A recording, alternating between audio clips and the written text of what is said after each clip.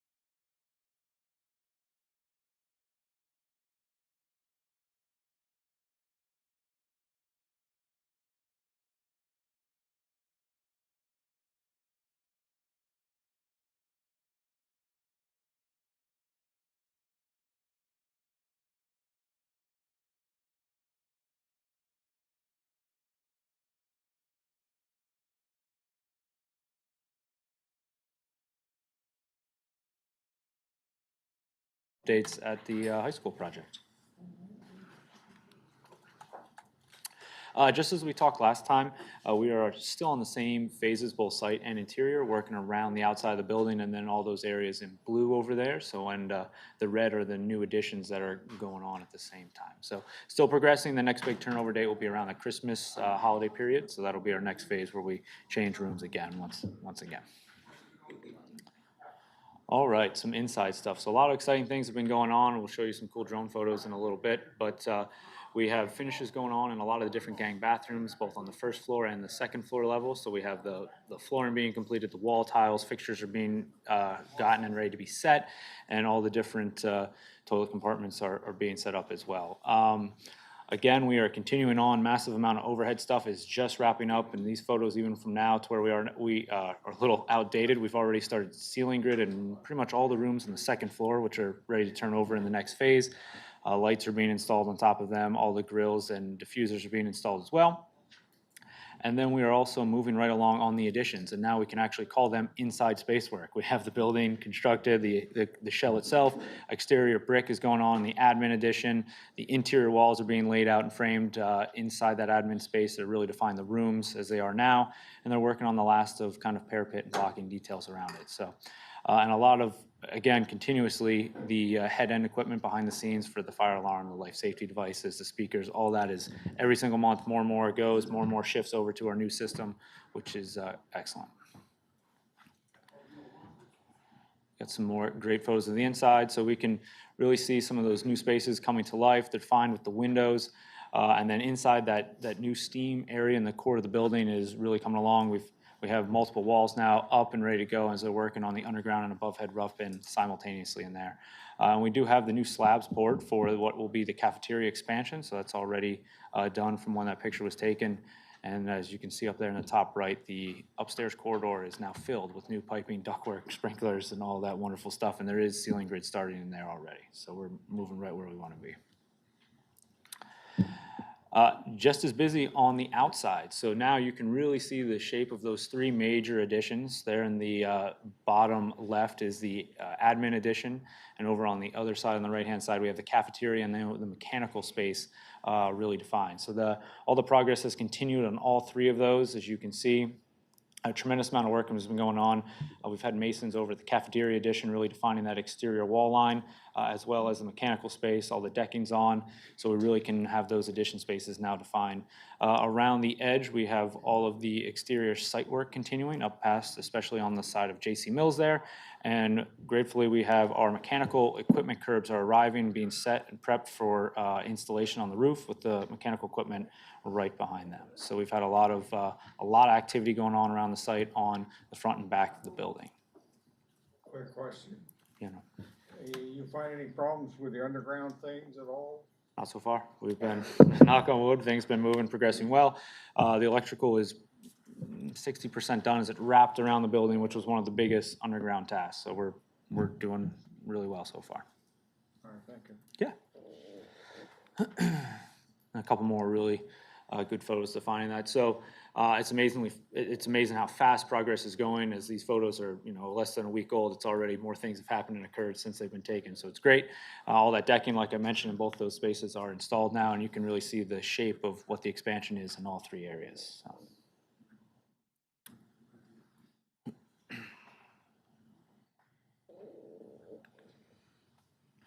A little update on our progress overall in general. We're doing quite well with all the addition spaces, and then really ripping and rolling right through those interior renovations on the second floor science wing. So we're doing quite well with all those spaces, working hand in hand with the district, with Randy and Ray's team and the entire team to get ready for furniture and all that great stuff coming in as we're prepping those different areas with the above ceiling work already full speed.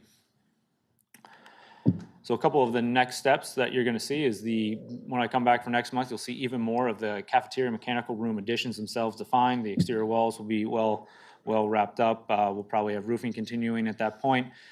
In the steam and the admin addition, we'll have a lot of the interior walls set up and ready to go. Upstairs, we'll have some really cool finish photos as we're wrapping up with the above ceiling work. And then we'll be really working hand in hand with Randy and Ray's team, getting technology, furniture, all that great stuff ready to rock and roll as we're getting really close to that holiday turnover point. So a lot of great things are going on, a lot of team effort, and it's great push forward as we work into the winter months. And that was it. Any questions? How big is the big item that everyone's so I left it. So that's it. I figured that might come up. Great news, we have all the paving equipment got dropped off this afternoon. So they're gearing up to start between tomorrow and Monday and early next week. So they're out of their other job and ready to roll. So that's left a cliffhanger there for the end. Yeah. Yeah. And most of the work after the holiday phase is gonna be interior, right? Is the weather gonna play part in anything going on after the holiday? It shouldn't as much. The main rush is to try to get the additions, what we would consider closed up or under roof, so that it allows us other work to go. And then, yeah, we have another whole phase of interior renovation, so it's good stuff. And we're gaining ground site-wise. We're doing as much as we can because we don't know what'll happen in the upcoming months, but we're in a really good shape that we're trying to take weather out of the factor for us. That's the goal. Yep. Yeah. So I know during the summer, we had approximately 125 personnel on site Yep. daily. What's the head count now? So I could give you a perfect update, but we are somewhere ranging 60 to 80 still. Still a lot of people on all trades because we are now, you basically have 3 mini jobs going on in each one of those spots. Yeah. Just a quick question, also, it's probably more you. Looking at these pictures, how are roofs other than new area? I mean, they look pretty, Our roofs are in pretty good shape. They- I know the graphic doesn't show it. Yeah. It's a little discolored, but, I think They're- our middle school is gonna be our next roof, but everything else is. The high school's in good shape. So as part of this, your roof manufacturer came out, did a full assessment. So we have a whole write-up of each section. You're under warranty and deep into the 30s and to the 40s, which is great. And there is, yes, you see that discoloring, but it's very common with a white roof that you see all the dirt and debris. But they're out, and the roofing manufacturer is out as we're doing the tie-in. So they're doing inspections, making sure everything's good and you're in good shape. Yeah. I have a question, but Yeah. not to do with the Oh, okay. project. So, our plan, I know we revised it. When will we receive the updated whole plan? The capital improvement plan? Oh, yeah, actually, so that's a great one. Trying to get that wrapped up in the next few weeks so we can send it over to you guys. Actually, the wonderful ladies in our office are busy making it a PDF and a flip book, so it's easily sent out. So we compiled all the stuff that we've been talking about and getting it ready so we can get it out to you guys. That's the goal, yes, that's the goal, absolutely. Yep. Thank you, everybody, appreciate it.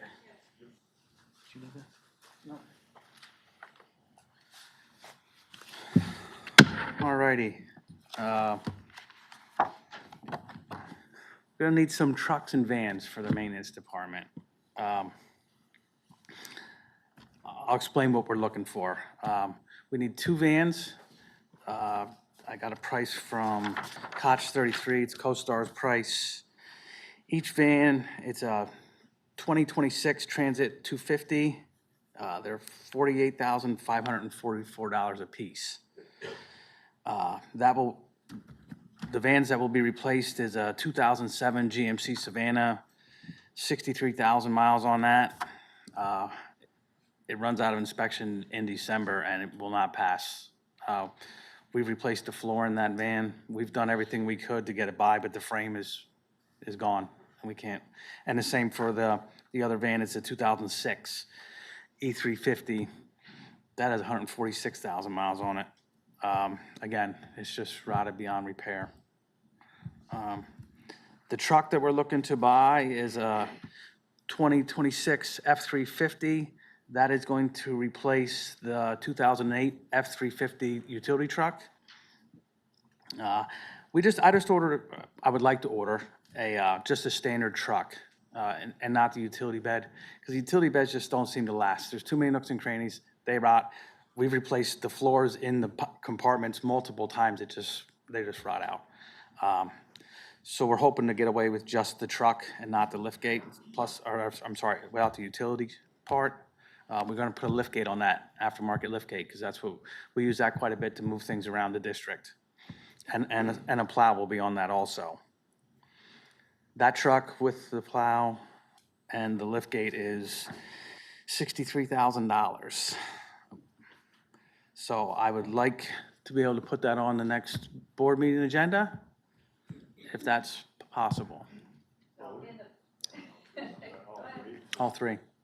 So, I know you said the mileage on those two vans, and why are they rotting out so fast? Is there something that we should have done or could do if we're buying new ones that last? Yeah, it's mostly the salt on the road that they put on the road. It's the 2000 models GMs, they're rotten out and crazy.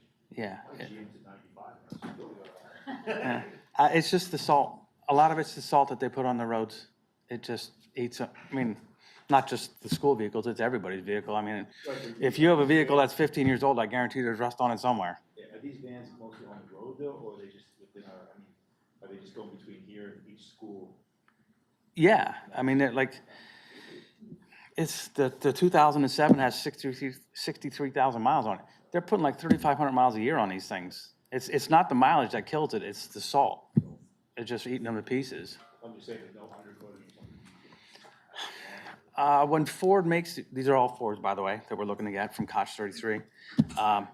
They have this thing, I forget the name of it, some kind of electrical current they put on the frame as they're building them. And then it's not powder coating, but it's something similar to that to help them last a little longer. Time will tell. Randy, where is the funding coming for this? It was in the budget. Mr. Snail did ask for this during his budget meetings last year for 25-26, so it was budgeted as a $180,000 line item. The three vehicles, and still the plow and the lift is coming to 160, so it's under budget. And this plows in addition to the plow we already have. Yeah, the utility truck had a plow on it, or has a plow on it, but it's old, and we're just, to switch it over, it wouldn't be worth your money. So, and if that comes through, if you guys approve that, we will put them on auction, and we'll get a couple bucks for them, but not a whole lot. But the new one, that plow basically is gonna be used to help knock down the snow plow. Yeah, they've been working good. Like, actually, the plows come from West End Rental. They're Co-Stars. It's pretty good price they're giving us. So we're doing quite a bit of plowing. So it's helping, and the contractor that plows at the school, Xavier Landscaping, he's more than willing to have at it, guys, and he comes in with his bigger stuff to get some of the bigger parking lots for us, but we've been getting quite a bit. They've been coming fairly useful. Can we reach out to MCTI and see if by chance we can have these vehicles go to the Auto Technology Program or the All Good Learning Curve Program for learning vehicles? Yeah, no, we got rid of it. Yeah. I'll just- If they're pennies on the dollar at this point. Quite honestly, I don't think you'll get $1,000 for any of them. To me, it's worth it more to see if we can, if those vehicles could be of an asset to MCTI. Yeah, we have time. Yeah. And when you were pricing these out, you didn't have any trade value associated with them. And let me ask this, is there a reason for looking at a 2026 model compared to maybe a couple of years older for same quality and same I mean, with the Co-Stars pricing that we receive, it's a pretty good deal. I mean, it's, like I said, the vans are $48,000. The truck without the plows is $48,000 for a brand new pickup truck, 4-wheel drive. It's not a bad price. The typical problem that they run into is trucks, when people buy trucks of that size, they tend to keep them warm. Not many of them come on the market, that's. Or they're used fairly hard. When they do come on the market, they're not formula problem. Yeah. Are we okay with adding it to the agenda for the 20th? Yes. I'm sorry? Sorry. Okay. Thank you, Randy. All right, and then one more item, the band truck, the original band truck. Now that we have the trailer, we don't use it. We haven't used that thing. I think the last time we used it was 2 graduations ago when it was raining. We brought it over and threw some of the stuff in that.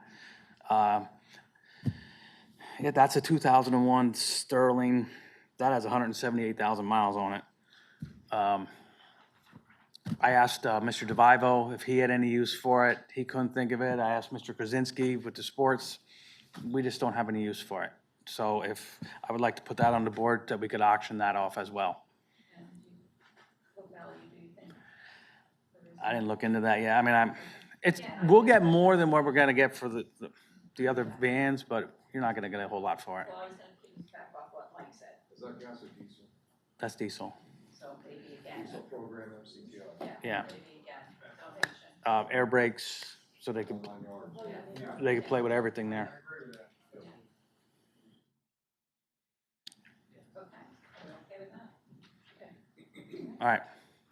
And that's all I have. Any questions? Thank you. We good? All right, at this time, is there anyone in the public that has any comments or questions concerning the operations piece that we just discussed?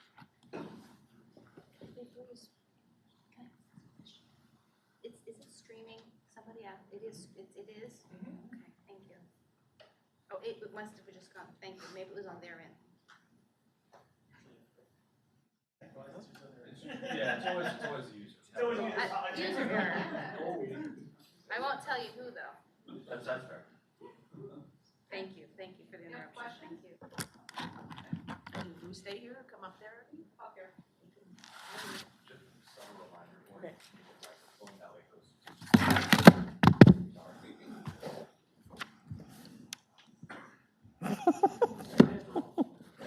Yeah, I know you said it's in the budget, but how come we didn't get like a 2024 truck and 3 bids? Because 2024, we're buying the real value, and I know they had a budget for 180, but if you don't use it, you might be able to use it for like cleaning off the salt in the trucks, because there's no building to place these in.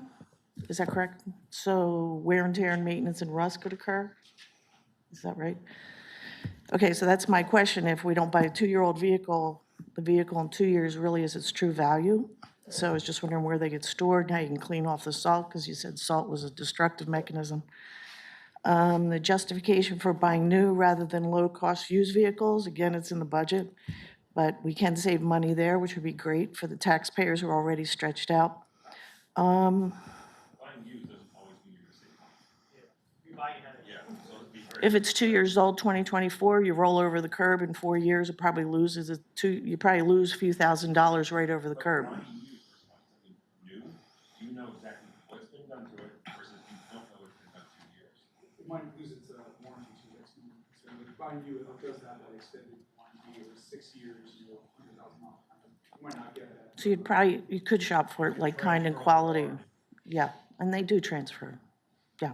And would you still get the deal, the CoStar deal, with buying used, so. State has state bid. So these are state bids, you don't bid anybody else? Everything's CoStar state bid. So it's specific. Oh, you mean the warranty? The CoStar? The price is given. Yeah.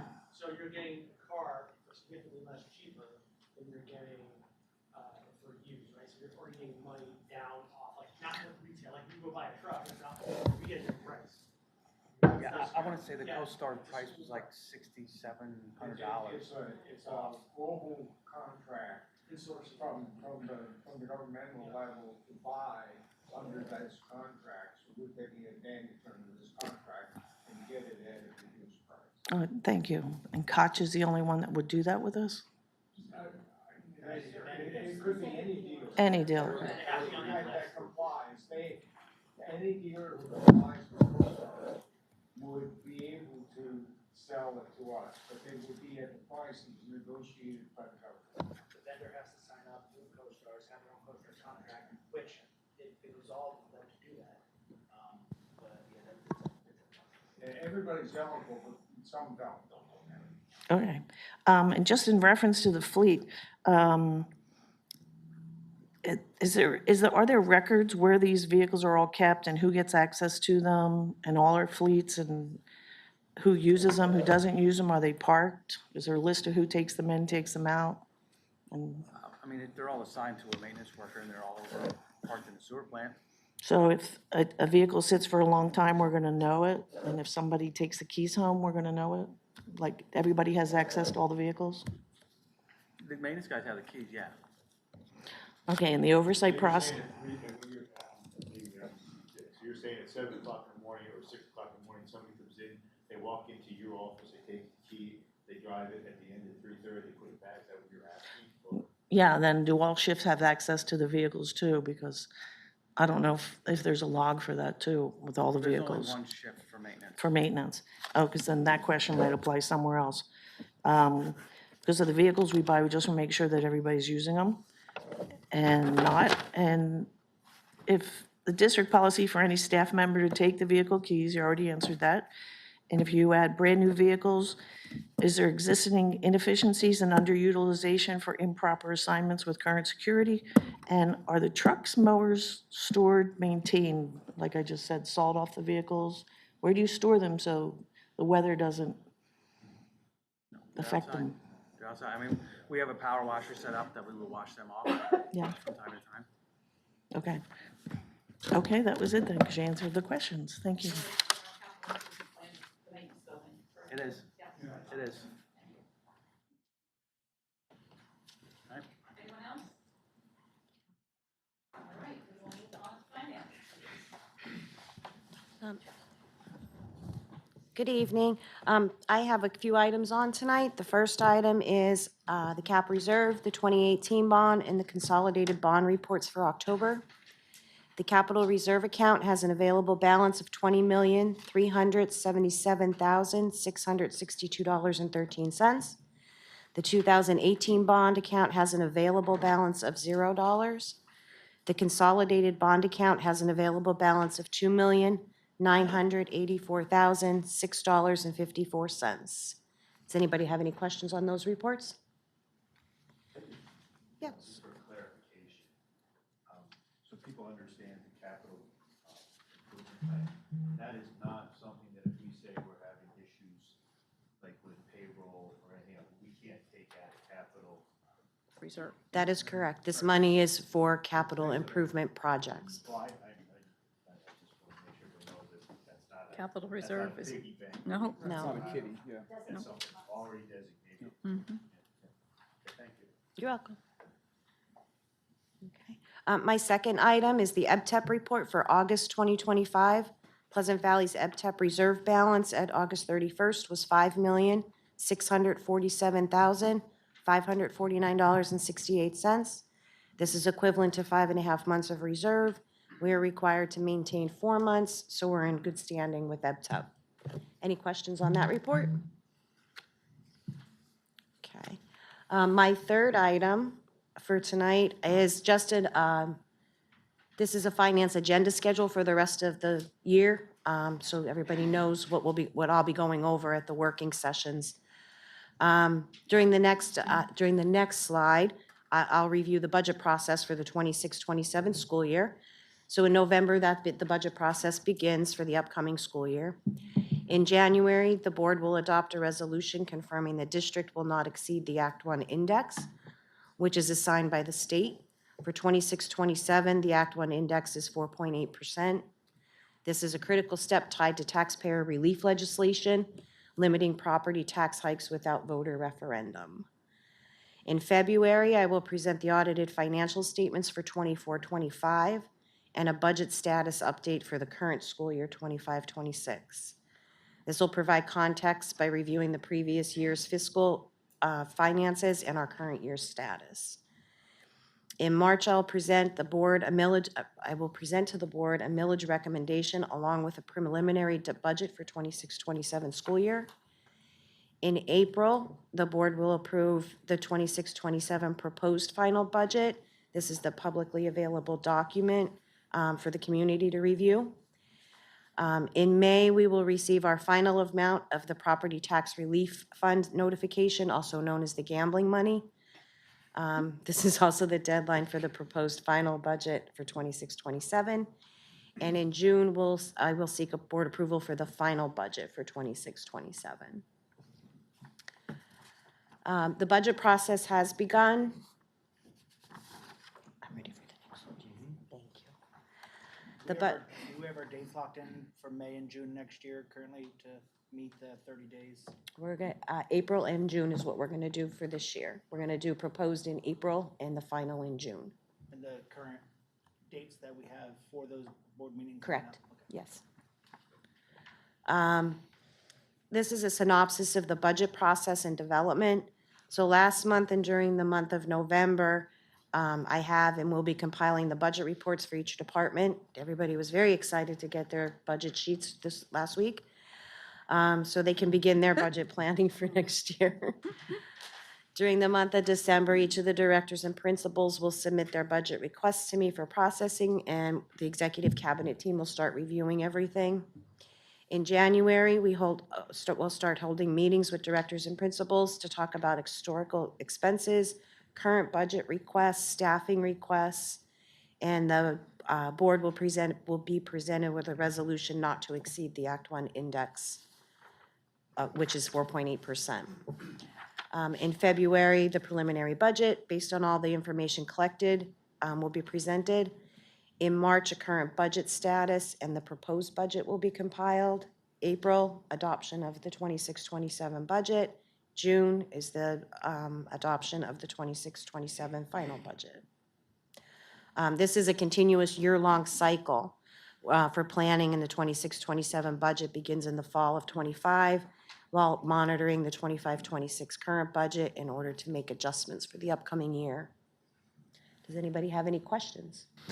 When you said about the gambling money, how much did we get last year? A little over 7 million. Thank you. You're welcome. Okay, Mrs. Seitz is gonna review the cafeteria stuff. Good evening. Item E attached is the cafeteria meal totals for October that I will go over. The total breakfast meals served were 29,525. Lunch meals served were 56,842. The after-school snacks served were 7,181. And the a la carte sales for the month were $28,013.65. I would also like to mention that we were recently acknowledged for successfully completing the 2025 Governor's School Breakfast Challenge. Only 58 schools in the Commonwealth finished the challenge. And also, we were just notified that the 2026 challenge begins in January, and once again, our sites will be participating in that challenge as well. I hate to ask this, but can you explain what the challenge is? Or do you know? So this one is for, obviously, the breakfast, and it's to promote our students to take advantage of the free breakfast that is provided to them. And then also it gives challenges to our cafeteria staff and Whitson's on coming up with some different other breakfast items that they could provide and see how they respond to the students and how they like them. Thank you. Our October was lower from last year, is there a reason for that? In the, which one are you, Well, I'll look at each one of them, it's like, we served, all right, we're up on that, I'm sorry. We're up on that one. Huh? We're up on that one. Good. Yeah, I was My gonna say glasses. they're up. You need My new. glasses. My bad. Turn them around. Yeah, that's one of these progressive ones, it's like, oh, that was an E, no, that's not it. That's not it. Thank you. Any other questions? Okay, one more item there I see. At least on school payments, or has that been taken up? I have it on mine. It's still on there. We did not get any legal update. I can talk about it if you would like. That has to do with the budget, the state budget, is what, or the charter schools? Okay. Yeah, well, you could start, I guess. So, to update the board on what's going on, Penn Hill School District filed to not pay their charter schools since the state budget hasn't been passed and the school districts are not getting their subsidies. This is in court right now. We're waiting to get an answer on how that ruling falls. If the ruling falls in the favor of the school district, the recommendation to the board is going to be for Pleasant Valley to start doing that as well, to withhold our payments to the charter schools until the state releases our state subsidies. And Easton also, I thought, 2 weeks ago, it was approved. they were gonna withhold 30%, Partial. only a partial 30%. I did not see that Yeah. update. Yeah, I saw that, so. and they wanted more. So possibly we should have an answer. We were hoping to have one today Okay, from our solicitor, but it did not happen. The case didn't settle. So possibly at the next board meeting, there may be a resolution for that. Is the board okay with me putting that forth if it goes through? So I'm 100% okay with it, but I'd like to have some more information around that. Is it full? Is it partial? Is it, okay, we'll leave those two first. I would do full, but I will take the recommendation from our solicitor based on how the case ruling falls. And then is it just the cyber charter academies, or does it also include actual charter academies as well? The brick and mortar and the virtual, it would be all of the charters. Okay. Yep. And then we would not have to pay that back, correct? We would have to we pay have to them when pay we it. got our subsidy. oh yeah, we'll have to pay it. Because the state law for charter schools, if we do not pay a charter school, the charter school files a form with with the Department of Education, Yep. and they automatically withhold that payment from our subsidy. Yep, So We they wouldn't be get- charged interest, though. that's my question That's too. what we're waiting for. Okay. It's- That's a big question, if there's Well, late if we, penalties and under interest. normal circumstances, if we would not pay a charter school, the subsidy is, the charter school files the form, and they get their money through our subsidy, no interest. However, I don't know how this case is going to pan out. It shouldn't be with interest, but I can't guarantee that. I should send my kids to Moravian and do the same thing then. Make them pay. I mean, that's just, If. Our state if is the messed ca- up. If the case comes down where there would be interest charged, there's really no advantage for No, us. I agree. There isn't. It delays the payments to the charter schools. That's all it does. sends a signal, though. It does. Without repercussions, signal without repercussions. As Correct. long as there's no As long repercussions, as, yeah, That the state needs to do something and wake up. Yes, so at this point, we're not doing anything, we're waiting for further guidance from the solicitor. correct. correct. So do we anticipate a decision like within Our solicitor actually anticipated it before today. Today, so- Yeah. any minute here? So is that Any day. something that we're gonna be able to add to the meeting later this month if we get some type of? If we Yeah, agree. if we get Yes. guidance, Yes. yeah, Yeah. absolutely. Yes. I'm on board. I have another question.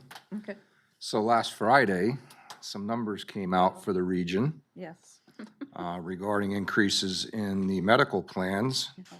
And I'd like to have some numbers put out there on what that looks like for us and how the percentages are breaking down, if you could, please. Sure. We had a meeting, an EBTEP meeting with all the business managers that are in the consortium about 3 weeks ago. They call it our fall rating meeting, and they give us our fall rating so that the business managers can start doing their budgeting. Pleasant Valley's increased 13.8% from last year. That's the composite rate that we pay for each employee that is on the plan. And it increased 13.8%.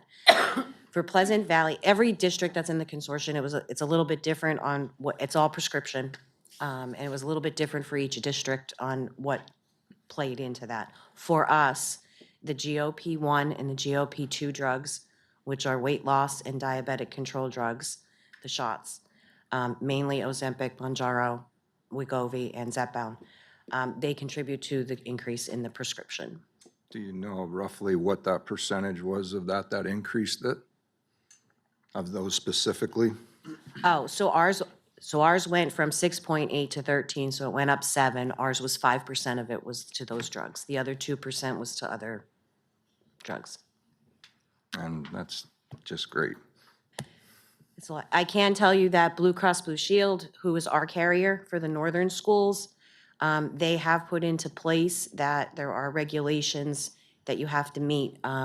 If you're using the weight loss drugs, you would have to meet BMI to qualify. They only qualify you for 6 months to 1 year, and then your doctor has to continuously submit the information.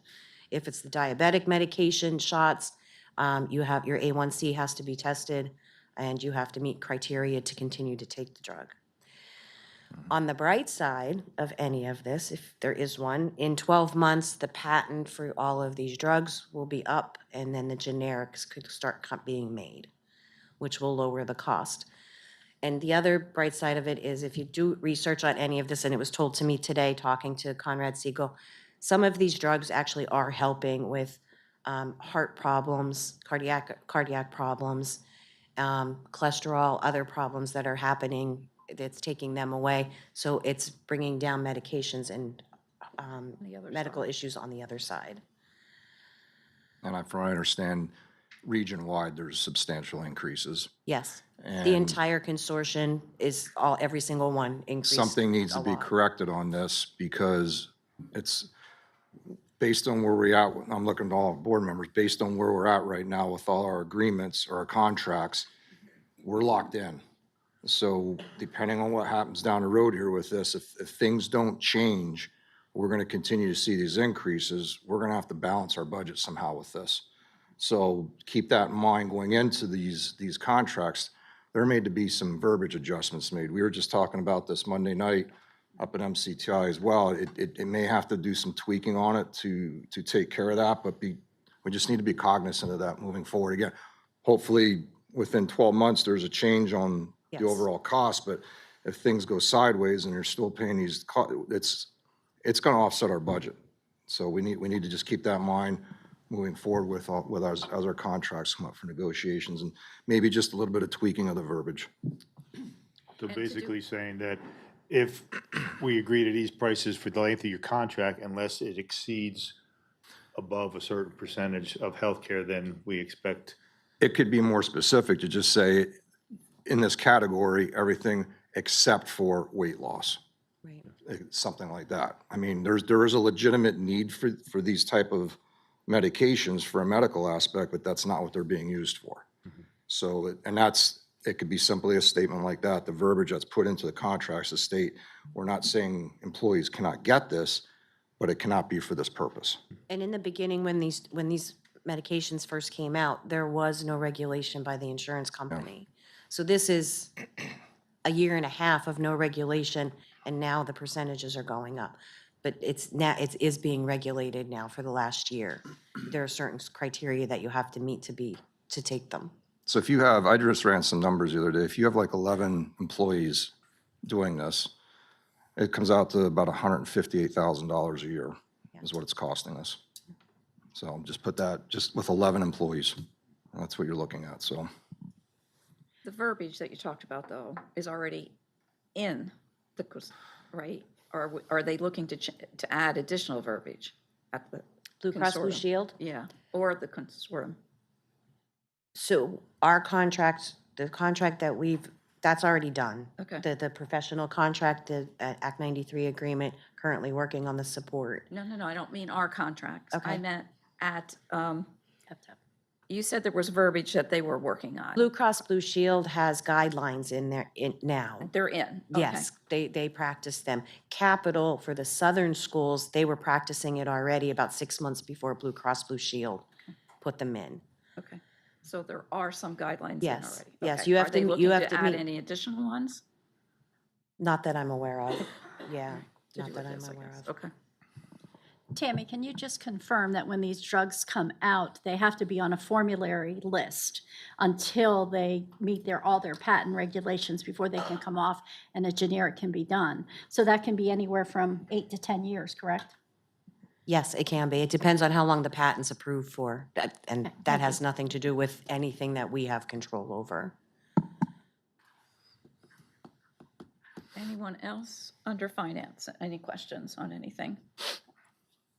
Okay, I'll open it up to the public on the finance piece. Come to the podium. Yeah, that way you use the microphone and they can, the streaming. Question for Ms. Smale about that. Do I have to identify like I always? No, just so that the street goes through the streaming, so people Thank can you, hear. thank you. Can you just clarify, was there like an inverse relationship you were saying when they're on these drugs, they're finding that they're coming off their heart medicines? I couldn't hear what you were saying. Yet they're finding now, because the drugs have been out for a while, they are finding that the medication is helping with like heart problems. It's bringing blood pressure down. It's bringing cholesterol down, so people aren't taking those medications. So, But the cost is still much higher to be on the medicine is part of the Yes. issue. That's just to clarify it. Thank Yes. you. Thank you. Seeing no one else, we'll move on to education and curriculum. And I'm going to say, oh, you can go. I'm sorry. I thought. So I'm going to ask Mr. Berger to do something first, though. Sorry, gotta. As part of America 250 Monroe County, there's a book that has come out, and I know down at the elementary school, and I believe over at the intermediate, they had people come in to read. But this past week, they made distribution, so I have for each of the 4 schools, 2 copies of the K is for Keystone, and I'll bring it back to you.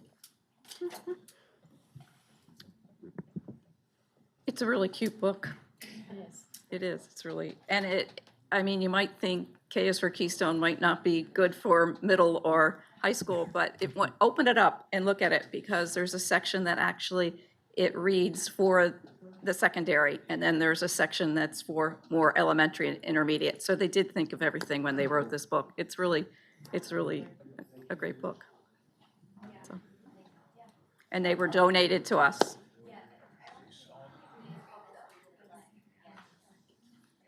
All right. Moving on, curriculum update. And the Oops. the book has 2 levels on All right. NA. Yeah. There's a level that's down at the elementary and maybe the beginning of the intermediate, but then there's advanced text for the higher schools. But it goes through the entire alphabet. There's something to say about Pennsylvania and for each letter of the alphabet. So hopefully you enjoy it. Thank you. Thank you. We probably should send a thank you, I would think. Can somebody take care of that to America 250 committee, maybe at the county for us, for the donation? I think that would, yeah, I'd appreciate that. Thank you.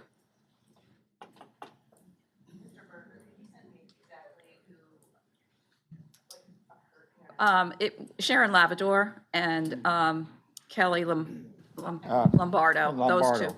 Yeah, those 2 were at the presentation, so. Is there anything else that the 250s has in plan that? I you had wanna- said that well, that was just this past weekend, a couple of things they had. I don't know if there's anything else. I'm sure it's on the website. If you go to the website, they just had. I think the books are available. You can order them, I believe, I'm ju- online. I'm just curious if they have anything else planned in the upcoming. Yeah, There are Oh, other yes. plans. We have the art contest, but I know that Mrs. Fields, who's back here in the corner, she is taking the lead on this, and there are different activities going on, and I believe in February, she's putting together a video that she can share with the board. Okay, great. Thank you. I do have something to add. I didn't get together with Mrs. Fields yet, but for the high school, I'm going to do the $250 challenge to each of the 4 grades in high school to have a essay contest for us to get together and have a discussion, set up some rules. So at the next meeting, if it's agreeable to the board, I will have my conditions and a letter to present. And it'll be one more leg in the celebration that I'm hopefully that we can make a success for us here in Pleasant Valley. Thanks. okay. Curriculum update, please.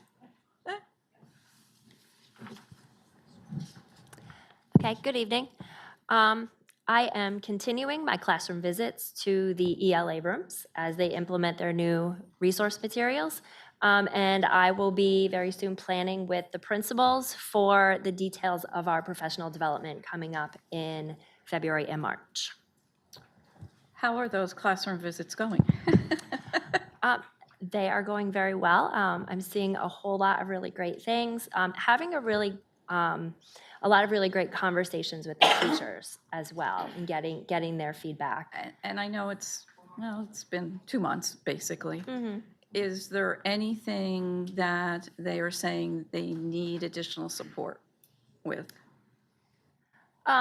Right now, there are a few things. Some of them are technical, so we're working out things as we learn to navigate the resources and so forth. We're working out that, and then some people are asking more curricular level questions, and so we're addressing those things as they come up. Like, for example, some people were wondering, like, well, why are we teaching this? This is different from what we did before.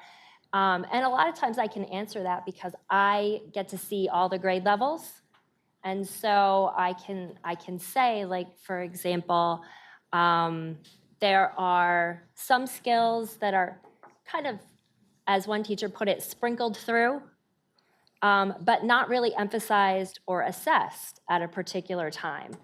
But I know that those are in previous years, which of course we didn't have those in previous years, so that will come later. And so the idea was, well, we don't want to forget about those skills. We don't want to hold those skills in the next grade level up until a certain point in the year. They want to be sprinkled through, because once we really get the program going, those are reviewed. So that doesn't make sense in our first year, but moving forward it does. I think the other thing that we've learned is that as we move through this, because our first year, we're learning what we maybe need to spend some more time on next year, maybe what we need to spend less time on, and it's, that's gonna take a good 2 years. Whenever you implement a new resource or any kind of change, it takes, research shows, 3 to 5 years to really see the impact that it's gonna have. But I think initially we're seeing great things, and I think the conversations are great. We come together as a team, we do by grade level, we do go back to the ELA committee, and we're continuing to have those conversations. And coming up, I believe it's in the next few weeks at PVE, we are going to start planning out the second semester with the teachers. So I think it's been really great. It's brought us all together, working really well together. Very collaborative. It's Yeah. exciting to see. Yeah. Just a comment, if I may.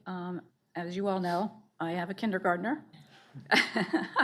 So she's starting this brand-new program, resource, and her mother happens to be an ELA teacher in another district, and she is blown away by what Miss Sadie is bringing home and doing already in kindergarten. So I just want to tell you that it's, from her perspective, she's very pleased with the program. So I wanted to share that. All right, Jonathan? For the science curriculum here, we are down to 2 resources that we are continuing to look at. We have Twig Science and Amplify. We're currently working with the resource companies and some districts to essentially secure a date for visit, and also looking to do a virtual visit at a different district that use those resources.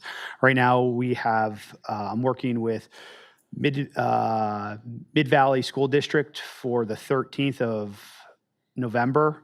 Hopefully we can, that'll work, and we can schedule that time with some teachers to go out and visit. And then I'm looking for Dallas School District for a virtual time, so they can collaborate and hear from the teachers there as well. And hopefully at some point, Lower Marion for another district that we'll be reviewing. Could you tell me which program these districts have? Or not? Mid-Valley West and Dallas, they are using Amplify, and Lower Marion is using a Twig. Okay, thank you. And then coming up in January, the continuation of our IU20 cohort. So we're going to be going to Nazareth on, I think, around the 20th of January, 20 or 21st of January. They were just floating some dates around, but we will be taking that original cohort out there to see Steels in practice over there. All right, thank you. Thank you. Any questions? Okay. Building highlights, PVM?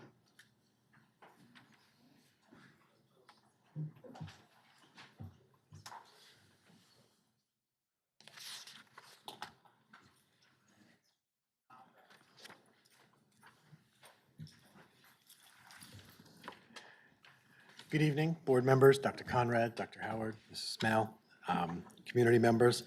We're absolutely excited to be here and present to you a snapshot of the vibrant and high-energy start we've had to the school year at the middle school.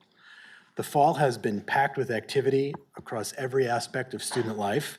We've seen engagement from our PTO events and service projects driven by student government and NJHS. Our students have been excelling both in the classroom and on the field and stage with our sports and drama.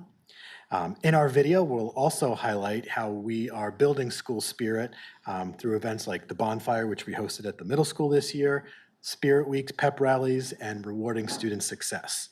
Finally, we'll be covering our significant steps forward in innovation and academics from our hardworking teachers implementing new curricular resources in ELA to exciting ventures in esports and our very own middle school TV studio. It's been a period of intense growth and excitement, and we are eager for you to see the great start that we've had to the year.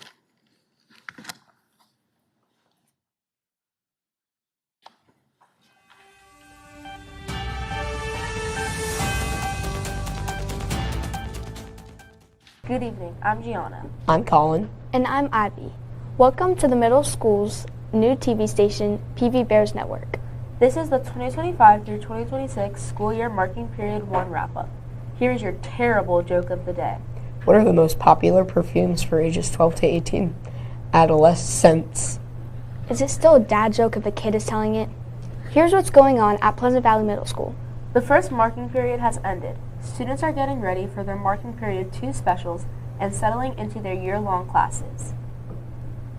The PVMS PTO has been active. 6th grade had a Meet Your Friends activity, 7th and 8th grade have a dance coming up, and the PTO hosted a Spiritware fundraiser and a David's Cookie fundraiser, which is ongoing. They also helped organize the Bear Walk. Clubs are up and running. SGA and NJHS have been actively planning activities such as Spirit Weeks and Find a Pumpkin. They have also been participating in service projects such as the Pancake Drive and Coat Drive. With the help of our new Dean of Students, Mr. Chandler, they are currently planning the Veterans Day Assembly where they will be selling bracelets to raise money for Paul's House. They are also planning a November food drive. The Chess Club had their first meeting of the year. Your book is out and about taking pictures, and the Ecology Club is preparing to have another award-winning year. The Drama Club is getting ready for their November productions of Camp Odyssey, A Pirate Legacy. The play was written by PVMS students over the summer. The Drama Club also had a spot at the Bonfire to raise money for their club. The fall sports season has ended. Football, field hockey, boys soccer, cheer, and volleyball all had great seasons. And our cross-country team won 3rd place in the Parkland Invitational.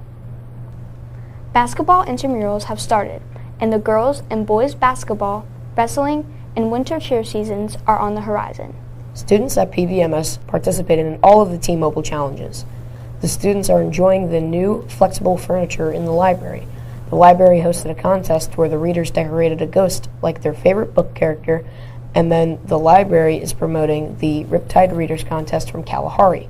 The idiom board is being incorporated into lessons in the library, and the library crew is gearing up for the Spring Reading Challenge in April, among lots of other fun activities they have planned. The esports program at the middle school is up and running. Students are learning about the esports industry, healthy gaming habits, and learning how to build their own systems. The middle school is gearing up for America 250. Art and essay contests have been presented to students, and the Pennsylvania Keystone of Freedom Art Contest is running until November 7th. Last but not least, our teachers and principals have been hard at work making this a great school year. The ELA teachers have been working tirelessly to get our new reading program off the ground. Guidance counselors and administrators have planned grade level assemblies and Proudwood Ward Days. Our first middle school fall pep rally was planned by Mr. Rodriguez, who has also been very busy learning his lines for his role in the fall play. I can't remember who won the teachers versus students volleyball game. It had to be us. Sorry, no. The teachers creamed us. But don't worry, we'll get them next time. Thanks for joining us today for the 2025 through 2026 Marking Period 1 wrap-up. We'll see you back here on the PV Bears Network in the future.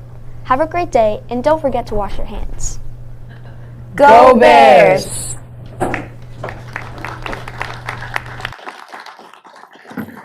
And we have two students here from our drama production who would like to say a few words.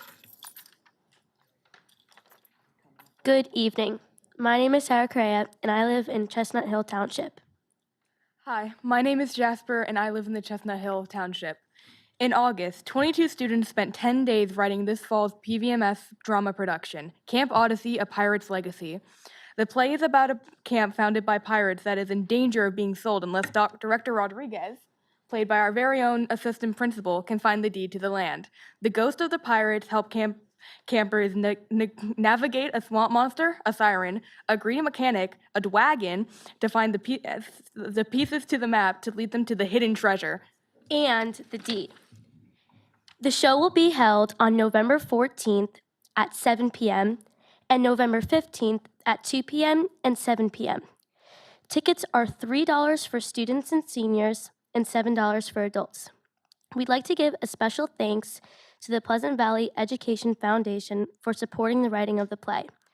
We hope to see you there. Does anybody have any questions?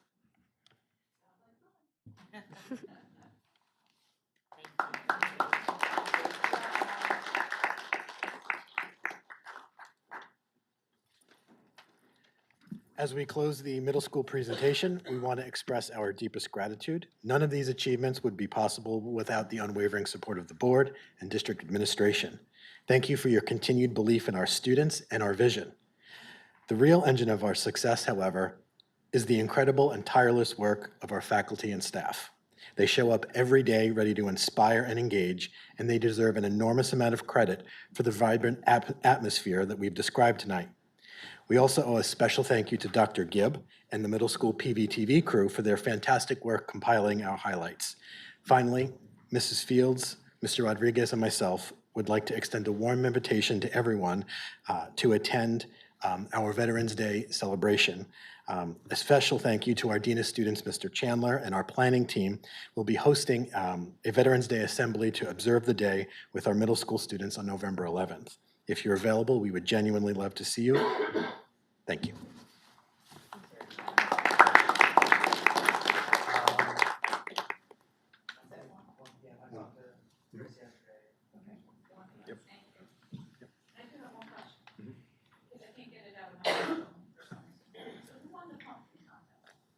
Mrs. McMaster's McMaster's homeroom came in first place with this. No. No, that was Rapunzel. Rapunzel. Oh, Yeah, okay. Rapunzel one. I mean, I saw the video, but it was quick, so, but I remember the Beetlejuice one. They all were great this year. They get better and better every year. I don't know how they do it. Thank you very much. Thank you. So does the rest of the school get to see that video as well? Yes, it's on the drive, so, I mean, conceivably, they could, yes. So it's not like homeroom where they would broadcast it sometimes like they do with the high school? We broadcast, yeah, we broadcast each day to Okay. homeroom, a daily show, but that is, I mean, we could have teachers access that. I was just, because it was the highlights, just to, I think having other students see what other students are doing drives, this is an opportunity that I could do and get some interest from it. Good point. Perfect. Thank you.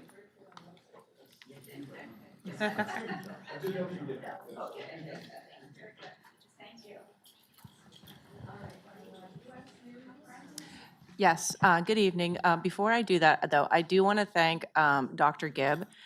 She did invite me over, and I've seen the kids in action, and the high school does such a great job with the TV that we wanted to start at the middle school, and I'll say, I know Mr. McCutcheon went to Dr. Gibb, and she has just, I went over to her room and just looked like a bunch of stuff to me.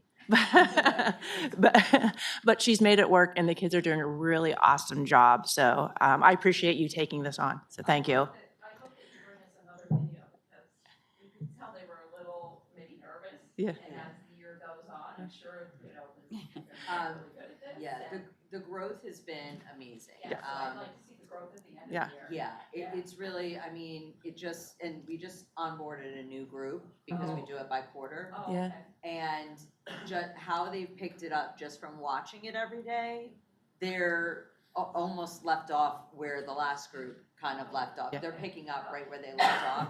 It's amazing how quickly they're picking it up. My challenge is to figure out how to keep challenging them because they're ready to go. Great. Yeah. And I have a lot of good mom jokes if you need some. So. We'll see if we can work those in, send them over. And you have word of the day. Do you still do? So. Okay, so a few months ago, I know that Dr. Conrad came with the U.S. News and World School rankings, and there was a lot of conversation. And so we had discussed, and we thought it would be great to share a little bit more with all of you. While we are not where we want to be, we recognize that, but we are building positive momentum, and there's a lot of great things going on in the schools. So I would like to share some of the positive movement that we've seen in our buildings, and I think by celebrating this, we keep the positive momentum going. So if you would go to the next screen. So there are there's the state rankings at the top, and then the national rankings, middle school and high school. And thank you. Nationally ranked is only for high schools, so it's not for elementaries or middle schools. So the middle school was number 258 out of 860 schools this year. We improved 22% from the previous year. And I want to say, and this will be on a later slide, US News, they just use statistics. It's all data. So that's all that's included. I'm going to talk about niche and a couple others later where it's parent feedback and surveys, which is more qualitative in nature. This is just how we fare with our test scores, our college readiness, our AP scores, and all those kinds of items. So you see that our middle school moved up 22% and our high school 17%. And while it's not where we want to be, I think that's great. And I do. Per year, right? Yeah, this was from the previous, right, in 1 year. In 1 year. In 1 year. And so, and then the high school nationally ranked moved 31%. So like I said, I know we can do so much better, but we are moving in the right direction. And I just wanted to share that with you. So if we go to, I'm going to hope I do this right because you know I'm not great with technology. I'm going to talk about our elementary and our intermediate. And even though the elementary won awards both years, we did see a little bit of a decline, and we're owning that.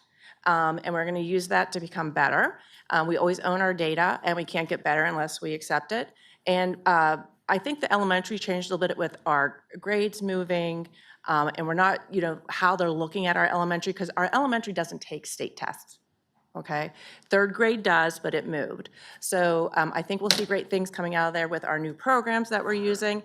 And PVI is the shining star. It moved up 39%, so that's great. So we hope to keep these things going, and I will show you. Right. Yeah.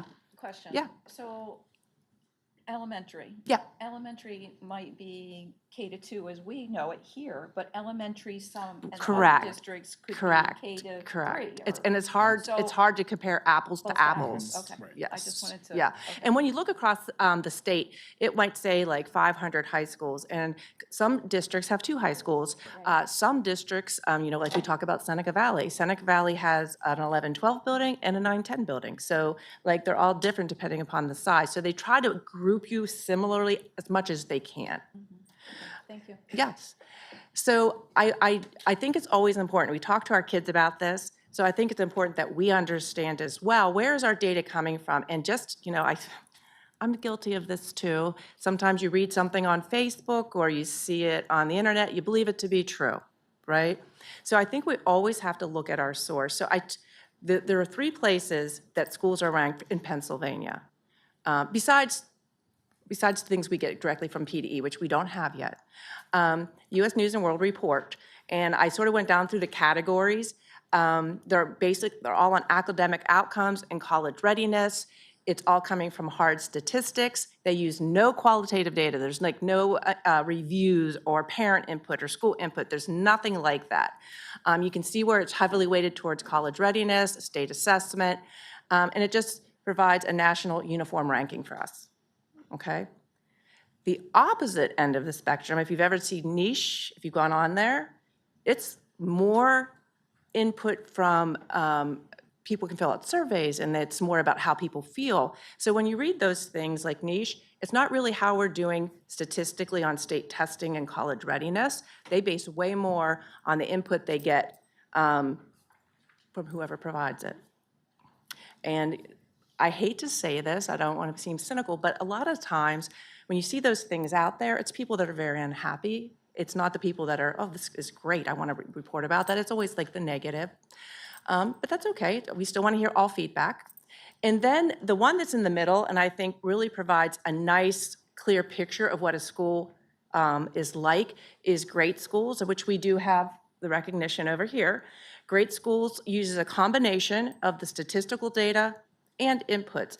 Great Schools is used a lot on like Zillow, if you're going to buy a house, because it provides families with an idea of like what the test scores are like and what the community has to say about the school. So I think it's always important to understand when we're looking at these different rankings and we read things, what does it really mean? So when Dr. Conrad said a few months ago, like here's where we are in the US News and World Report, that is where we are on our test data at college readiness. So while I said we're not where we want to be, but we know where we want to go and we have to own our data to get there, we like to call it upstairs in the curriculum department, our golden road, a golden road. So we have several initiatives going on, which all of you know. When I came to Pleasant Valley, a lot of things hadn't been looked at in a long time, maybe due to COVID, changeover in administration. And I think we're taking the time right now to get those programs in place. They're going to help our kids and they're up to date. We have the new ELA instructional resource of HMH. We have NWEA, which is giving us diagnostic assessment so we can look at the kids and say, what do we need to help them and where are they? We're looking at a new science resource because the state has changed to the STEELS standards. And we're aligning things with our comprehensive plan. We didn't meet all our goals on our comprehensive plan, and we know that. And we want to take those goals and make sure that we're meeting them and also infuse other items into it like STEM initiatives for our students. With all of this comes a lot of professional development. We can't bring in these programs and expect our teachers just to pick it up and start using it. So we're using a lot of surveys of our staff, of our students, to make learning more personalized. We aren't where we want to be with that yet, but we're moving in that direction. And we're providing continual training, so it's not just not like a one shot and we're done. We want to keep coming back, you know, and working with Mr. Pomposello. He is like, with Sarah, Mrs. Adams, doing a great job. We know with HMH, and it really does, it all starts at PVE, we are really taking the time to make sure we have a strong foundation because we cannot build anything unless our foundation is strong, and we recognize that. And I cannot applaud them more and their whole team down there. They're doing awesome, as is everybody else. We're trying to expand our community partnerships. We have a partnership with Northampton Community College. We have other, escaping me right now. Thank you. Concurrent enrollment programs. We're looking at some more for the next year for our students to earn credits. And we are strengthening our partnership with St. Luke's, where we're having new experiences for our students, immersive experiences. I told them I wouldn't even participate. I'm sending Mr. Air. They're going to dissect a body down at Nazareth. Oh, and Mr. Jim's going to go as well. They're taking my place because I could not watch that. So we're actually giving our students some hands-on experiences in the science and medical fields. I think this is so exciting for our kids. And there's some other things we're doing, and we are using our St. Luke's money that comes to the academic part for these kinds of experiences. And the last thing, how are we doing this all? That's always an important question. While we do not base our decisions in the curriculum department on money, but we have to have the money to do it. We're not going to make this decision, go with this because it's the cheapest. We have done everything through our allocation of our grant funding and strategic attendance at conference and workshops. We are really being strategic this year. Last year, when we went to SAS, we took ELA. We're going in December, and we are taking a counselor because of the social emotional, and we are taking science and math teachers with us and to build that. So we are being very strategic in what we're doing. We have been working on, which we will share with you, a 3 to 5 year plan for our professional development here at Pleasant Valley and putting together that plan, and we can share that with you and our staff. So that's where we are. And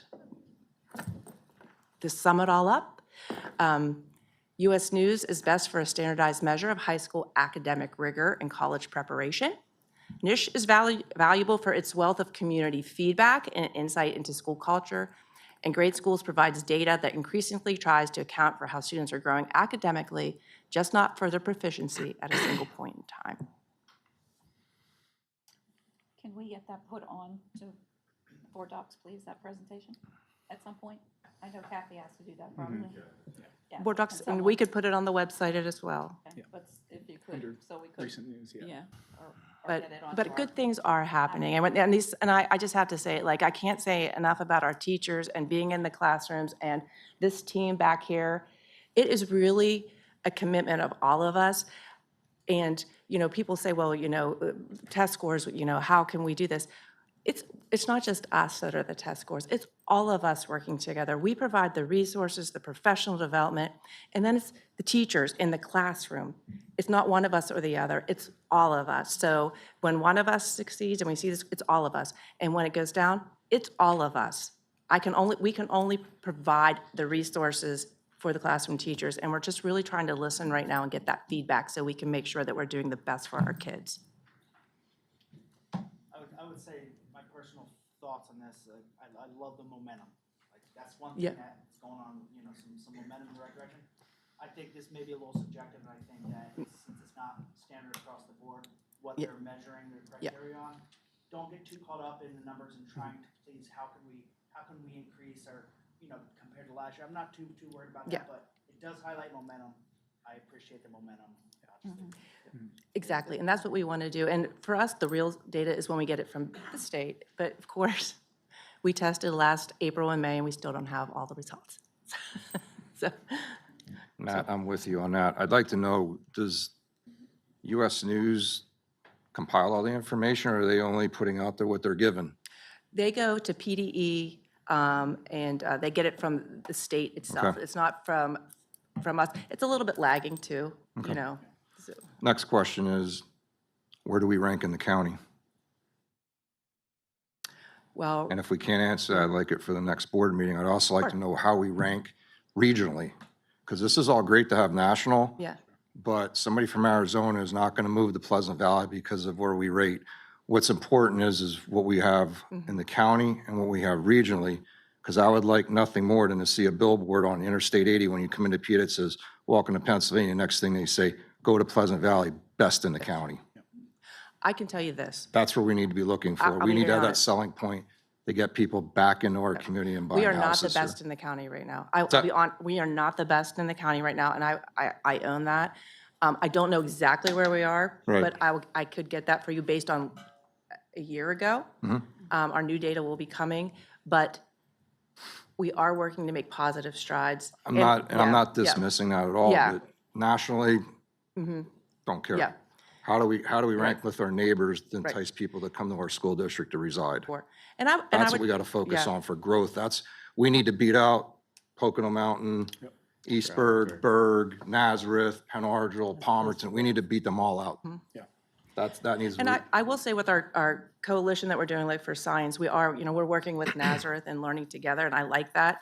And I do think with these programs that we're bringing in, we are a little bit behind with updating our curricular resources. So do I think we'll be in the top 2 in the county right now? I don't.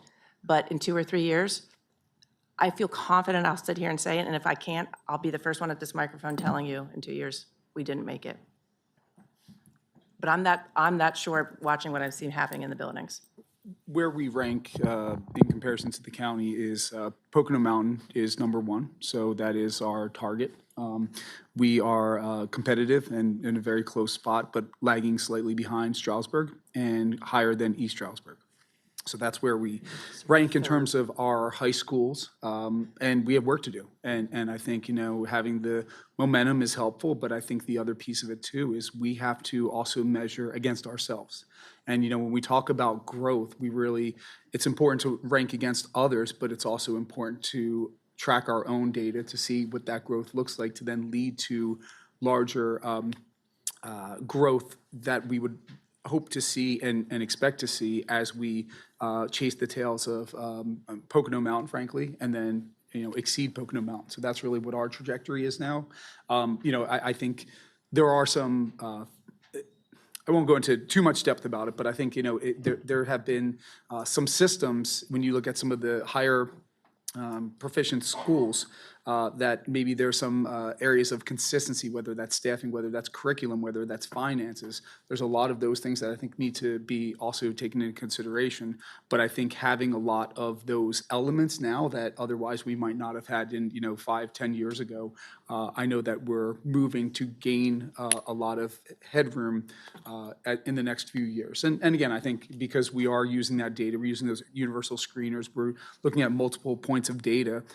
We own the data. I mean, and like Dr. Howard said, we have to look at that face-to-face, look at each other, look at our students, and figure out ways that we continue to push forward. So. Do we, with the other, like the broader districts like Stroudsburg and Pocono Mountain, do they rank the high schools separately or do they rank them together? They rank them. Composite them together? They rank them independently. So. Each, okay. Each of them, yep. So. Thank you. It's a great presentation. All right, who's doing the next item? STEM kits? Integrate, yep. So just to kind of go off of what Dr. Howard was saying about the allocation of grant funding here. So I was working and speaking with a company here. It's called the Composites Institute, and they are one of the 18 Manufacturing USA institutes in, obviously, the United States here.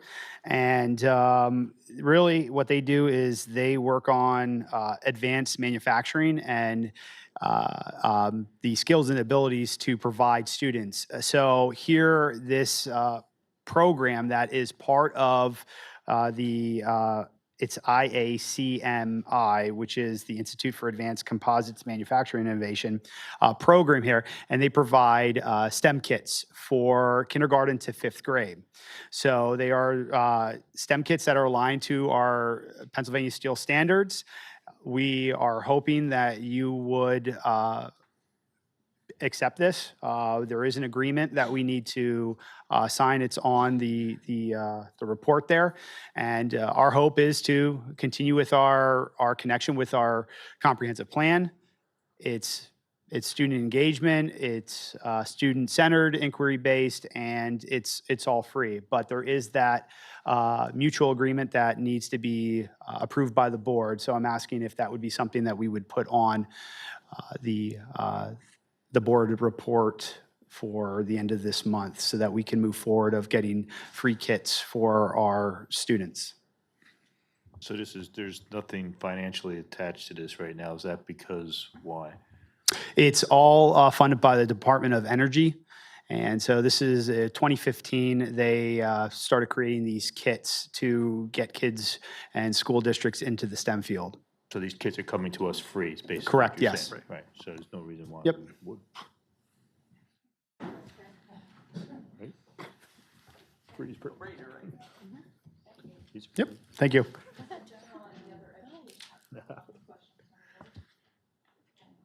out to the public under the topic of education and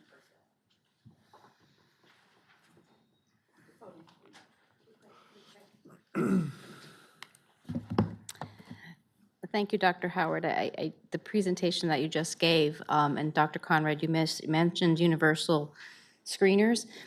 In the 4 schools, PVE, PVI, the data sets that US News might use, can you see that Because I remember trying to get into US News, I needed to put my input in, and so I stopped. Do they tell you what they're measuring on screeners, sorry. We know at the higher levels, they have PSSAs, keystones.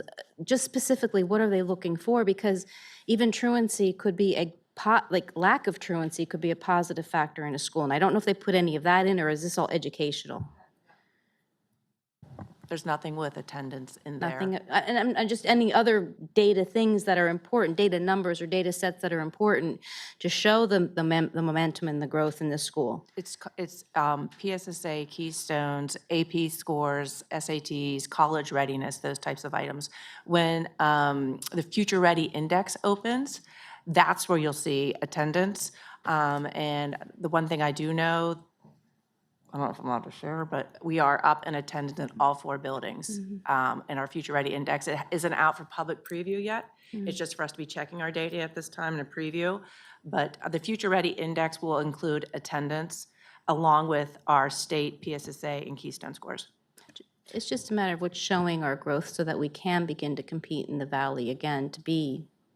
They're giving points, if you look at it, I Okay. created a count. They give you points for so many people who take the AP classes. They Right. give you so many points for people who pass the AP classes, so there's a lot of. That's at the end, and I'm again thinking at the foundation of where we start, so that because we have a great base. So that's all. Thank you. Also, in February, we'll be doing a data presentation just to provide, the public with an update on the results from our PSSAs and Keystones from last school year.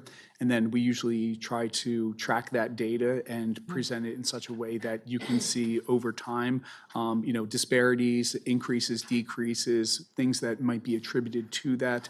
Again, with the intention of that growth model not being linear, but, in a positive trajectory. So, yeah, we'll show that. Thank you.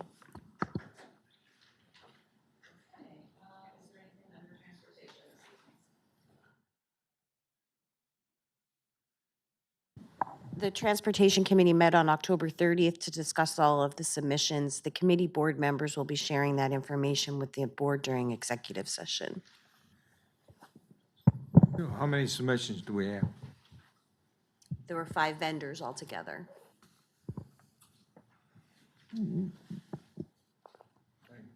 Okay. Would you like a 5-minute break or continue on? Okay. Technology.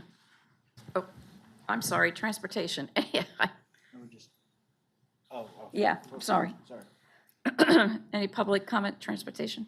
Okay, we'll move on to technology then. Good evening, board and community. I only have a couple items on here. The first one is just letting you know that on the next board agenda, this is just a renewal for our phone server software. It's very standard, but just so you're aware, it'll be on the next board agenda. Item B is the servers and MDF move. This is a major budget item. It's already been planned and approved in the building project, so it's accounted for, it's taken care of, but just making sure everyone's aware that this is going to be happening. It's to create the new server space and everything in the high school, which is very exciting. And the last thing is item C. It's the Adobe Acrobat. It's for the Adobe Acrobat Pro licenses. Again, it's just a renewal that'll be on the next board agenda. That's all. Does anyone have any questions? I have a question. What, for the SAN, is that purely for your virtual environment, or do you actually still store data locally? Both. Both? Okay. Both, yeah. There's a level of Google, if it's cloud-based and yes, stuff like that. we still have VMware and stuff like that. That's going to be more cloud-based, but there's also going to be server space that's going to be local. How many on-prem servers do you have roughly? Oh my gosh, I'd have to contact Alex. Every building does have servers on-prem, and then this is going to be the mainframe for the entire school district. Gotcha. But if you're interested, I know that the quote is probably actually attached. You could actually go through the line item. Count them all. Yeah. No, I was hoping you'd give me that number. I don't have it. I don't have it, You count them and let me know. If you want, I can do that for you. I'm just But curious, 'cause- yeah. well, reason being is, I know a lot of districts have gone through a more cloud-based storage situation because of cost. And when it costs to, SANs aren't cheap, and they have to replace from time to time. So I just didn't know how heavy we store our local data and such. It depends on what it is. We store local data, but not like our student information system, for instance. Most of that information is cloud-based, right? So it depends on what the information is as to whether or not we're storing it locally or not. As we are a Google school, most of our Google files are also stored Right, that's what I was remotely. asking, like, I'm trying to figure out what's left that you guys are retaining a SAN for, because it's, again, Yes, yeah, it's minimal. What we are going to be getting is nothing that is going to be so robust to hold everything. However, we do also want to have redundancies in our systems that if things do happen with this cloud-based information, we're not left high and dry. So, and actually, when we do this project, we're actually going to be. Cloud is nice when it works. When it doesn't work, you got trouble. no, I know. Yeah, we are actually also in this project moving our old MDF, all of our old hardware, we're moving into the new MDF. So it's actually going to be a redundant system sitting in a vertical rack next to our new system. Gotcha. So we can actually run them in parallel. So if we have something go on, we will actually be able to switch over to the old rack. I'll stop boring people with technical stuff then. There you go. Thank you. Yeah. Sorry, everyone. Right. All right, anyone in the public on technology? Couple quick questions. So the long-term technology plan is guiding the spending, so I guess it'll reduce as we move on? Yeah, so the spending that we're doing right now, the infrastructure spending, these are large items, but they were planned for in the construction project. Yeah. Okay, so Xerox, paper, ink, Docutech, the costs have gone down because of tech? Xerox and Docutech, we have one more year in our contract, I believe, and we are in the process of reviewing that to potentially seek other options. Okay, because I was just looking at if digital learning is reducing the expenses, and then the efficiency improvements, are we getting the level of tech for spending that we want? I would say yes. The amount of improvements we've made on our infrastructure over the past year is substantial. We are seeing vast improvements in our network stability, speed, bandwidth, storage, cybersecurity. Within the last year, we've made major improvements to our infrastructure, and it comes at a cost, but a lot of that should be, those big expenses should be over. We still will have the subscription-based technology costs money, but some of these larger items we should be able to hopefully not get for a few years. Okay, and then the bandwidth infrastructure you're putting, then this is to stay up with this new technology? Yes, so we're actually looking at moving the fiber to new MDF. We're running new fiber. We're actually looking at doing new connections so we can increase the bandwidth over to the middle school as well. And also all the new cabling that's going in the high school will help that as well. Okay, and then the data that you're collecting with this is spending, the money we're spending for this, it's correlating the data connection to real gains in our instruction and student achievement. Well, absolutely. Yeah. I mean, it's hard to associate that one-to-one, but the more stable our network is and the more speed we have and the more bandwidth we have, it should create a more seamless instructional environment for our students. Thanks. Thank you. All right, policy. So, let me turn this on. All right, so last time we had met, there were 5 policies that we had discussed, so we were bringing them back to the table for, a second look. Obviously, the November 20th board meeting, we would be looking to put the second reading and approval for these particular policies. The policies in particular, specifically Policy 102 was academic standards updated to reflect the changes in the state standards for the 25-26 school year. Policy 105 was focusing on curriculum. It was revised to include a section addressing special instruction observances to be addressed as part of the district's plan, which I know Dr. Howard and her team have already looked at ways that that's going to be embedded and already have been implementing that.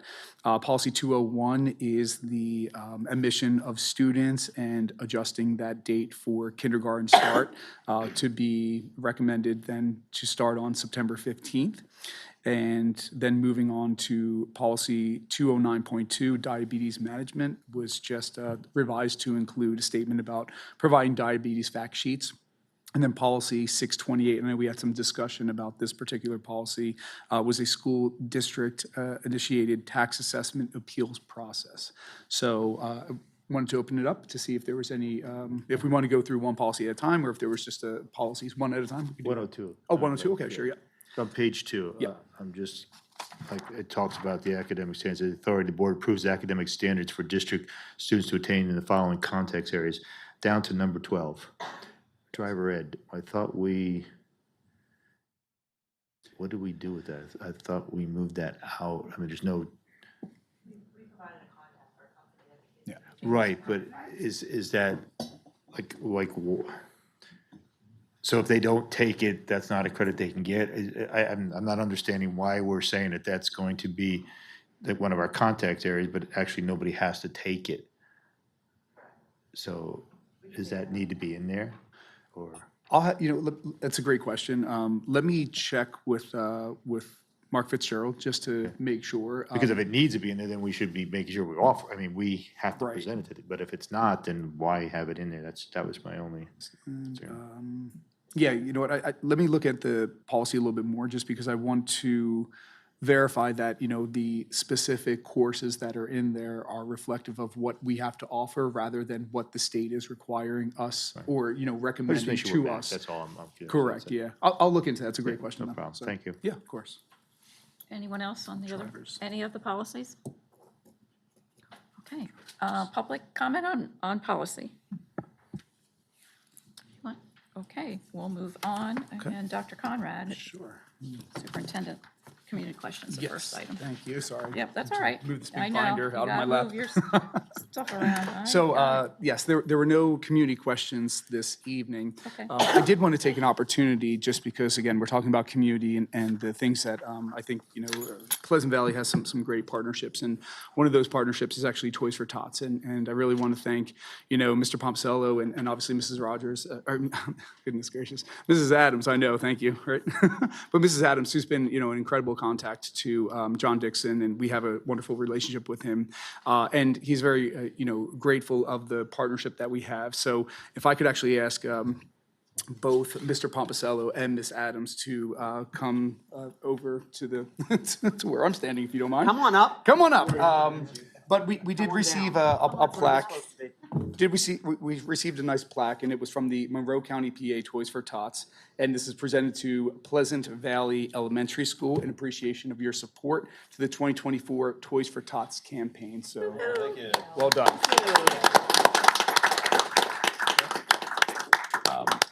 I had also received another recognition, and this is for district-wide. So in case you're not aware, usually the months of October and November, our community, our staff community, comes together and we raise money for Toys for Tots. And I'm projecting we're usually in the range of about $4,000 to $6,000.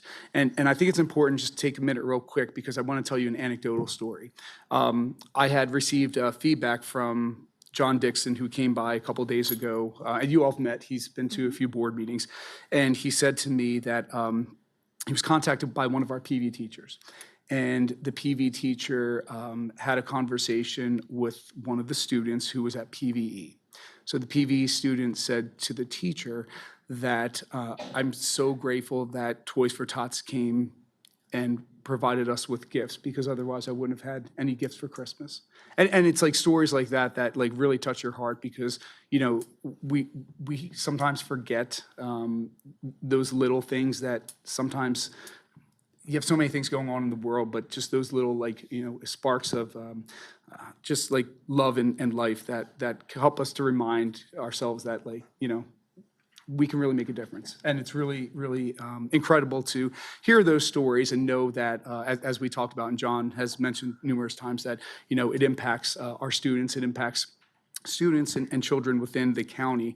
But I think he has a special place in his heart for PV, and there's been many times where we've had some families that may have had an unfortunate house fire, that he's been contacting us immediately saying, please let me help. And it's been just a great relationship, but again, it's paying it forward, and I appreciate the partnership that we have, and we'll continue to support Toys for Tots. We actually have a few of us, I know Ms. Hopley actually was there too a few years ago, that there was opportunities to sort some of the toys, so we'll be doing that sometime in December. I'll communicate that out to everyone. But I just figured I'd take an opportunity to share that and the accolade and just, the great partnership that we have with Toys for Tots. So moving on kind of to the next agenda, switching gears a little bit.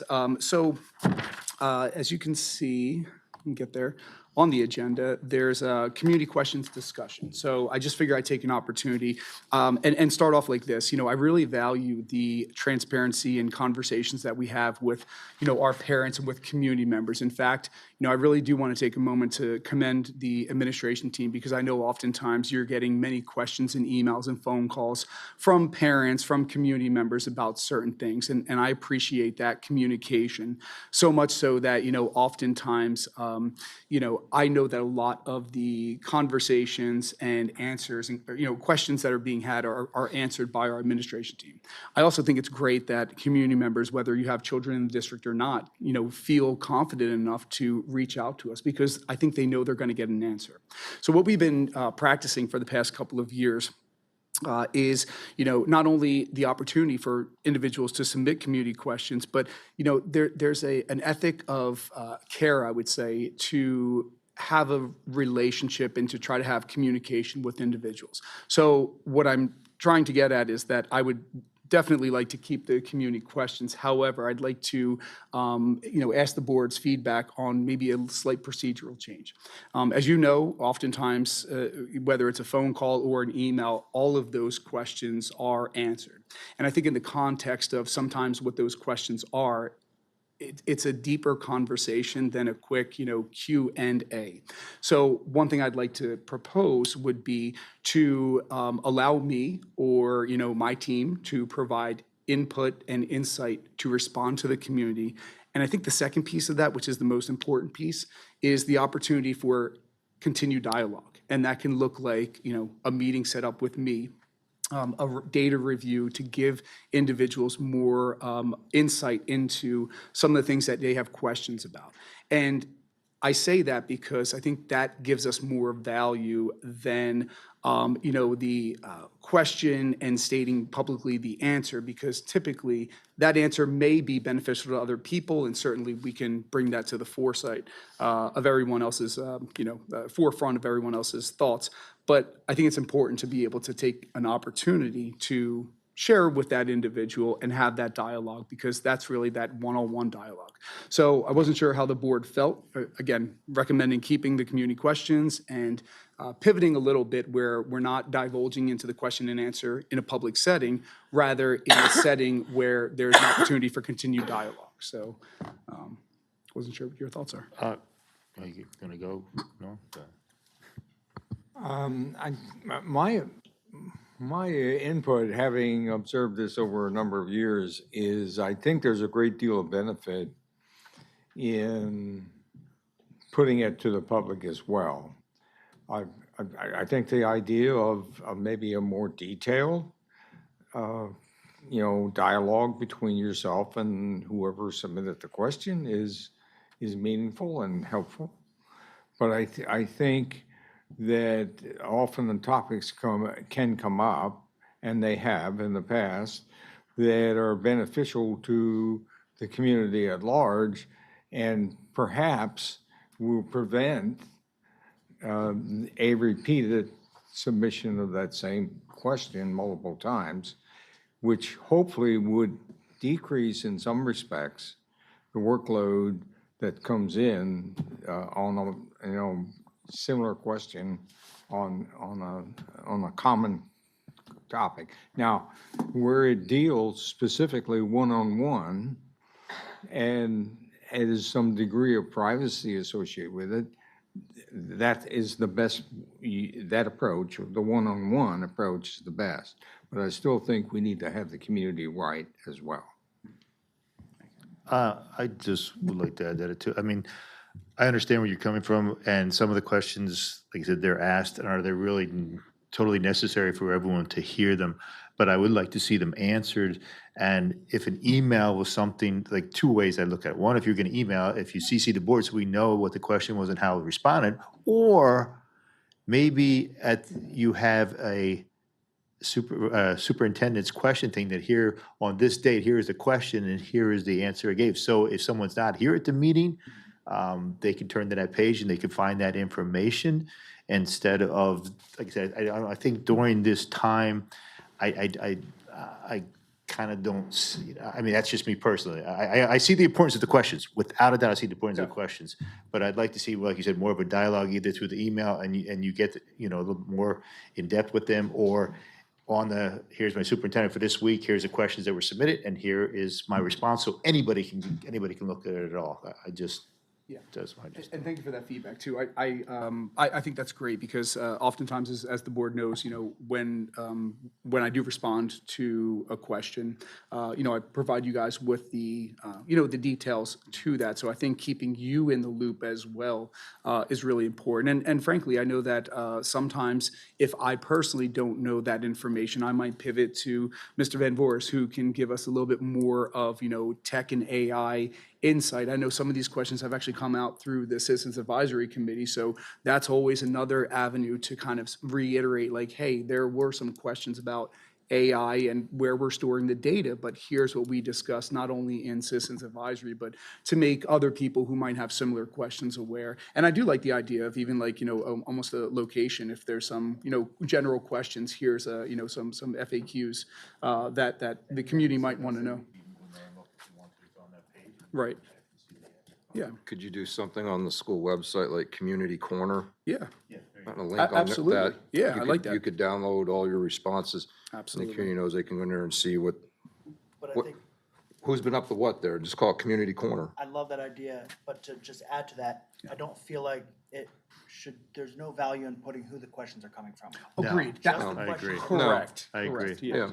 And to that point, I think what I've seen is that oftentimes, and we know this, that sometimes somebody has a question and maybe one or two other people might have a similar question. So that's where I think the value is more, the focus should be on the question and the response and the continued dialogue rather than who said what. Because even for me, if it's coming from me, it's oftentimes coming from a deeper level of conversation with my team who is, utilizing, a particular avenue or, has in-depth knowledge that I otherwise need to tap into. So, yeah, and again, as with everything, maybe trying it, seeing how it goes. Let's see what the, feedback is, and we can certainly, put it out there. If you give me maybe about a week or two to kind of like start to process this conversation, but if we're okay with it. And certainly I could say, hey, we had a couple of community questions. They're updated now on the community corner. I love that. And, there's some responses that maybe some, individuals have. And they always know that they can reach out to the admin team, myself, to schedule a meeting and we can, talk a little bit further if people have questions or concerns. And if there's some bombshell that really wants it, then you could bring it up. You say, Yeah. hey, You can this put it in the really would. superintendent remarks or something. Yeah. Right, there's Okay. something that could really affect everyone. Say, hey, I'm gonna bring this up at this meeting, and this was a question that I thought was good, that even if you're not reading the community page or whatever, that's. Great. Awesome. Thank you. And I think the idea that, the corner idea is wonderful, because then you can actually link, if it's directed towards a policy, you can have a hyperlink there right to the policy, and it brings it full circle to show that you're not just saying it. Right. It's actually the policy There's that's there evidence. that's approved. It's a great point. Yeah. Okay. I like that idea. All right. I know one thing with some of the questions, like, I don't completely understand what they're asking, sometimes. So what are we gonna do about those? Like, sometimes I wish we could just email back and say, Right, I agree. Almost there has to be like a filtering system because System, sometimes yeah.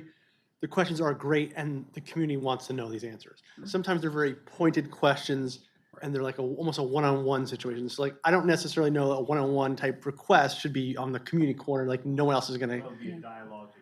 Right, but he's gonna have to filter then, or have to filter them, say, Yeah. hey, this doesn't apply. So I wanna make sure people understand that just because you ask that question and it's pointed, doesn't mean it's gonna make it to the website and that we're not ignoring it. Right. It just may have happened where that request is very specific to what an individual scenario.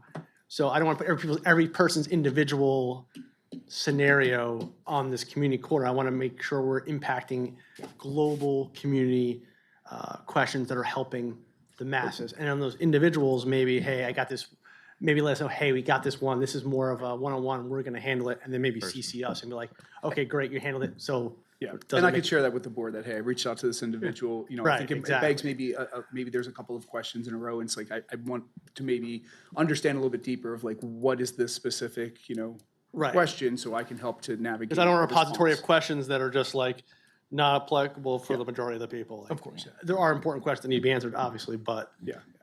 keep it more. Perfect. And I think, you know, as a board, you know, obviously if there's things that, you know, you're hearing too, I think, you know, we can use that as a platform as well, because I think sometimes you may know, but then certainly making sure that the community has kind of a location where they can get some of that information as well. Like, I'm looking at Jim right now, but it's like, you know, take like physicals, and it's like, hey, you know, when is that, you know, update? And we could just say, hey, you know, fall physicals, or, you know, in the summertime, here's what, you know, it entails. And again, I think we have to be mindful about the volume of questions and kind of like who's best to answer, but it just might be a helpful hub for individuals to kind of sort it and maybe differentiate it by content area and filter it. So, all right, we'll give it a Yeah. shot, and we can refine as continue. So, all right, great, thanks. All right.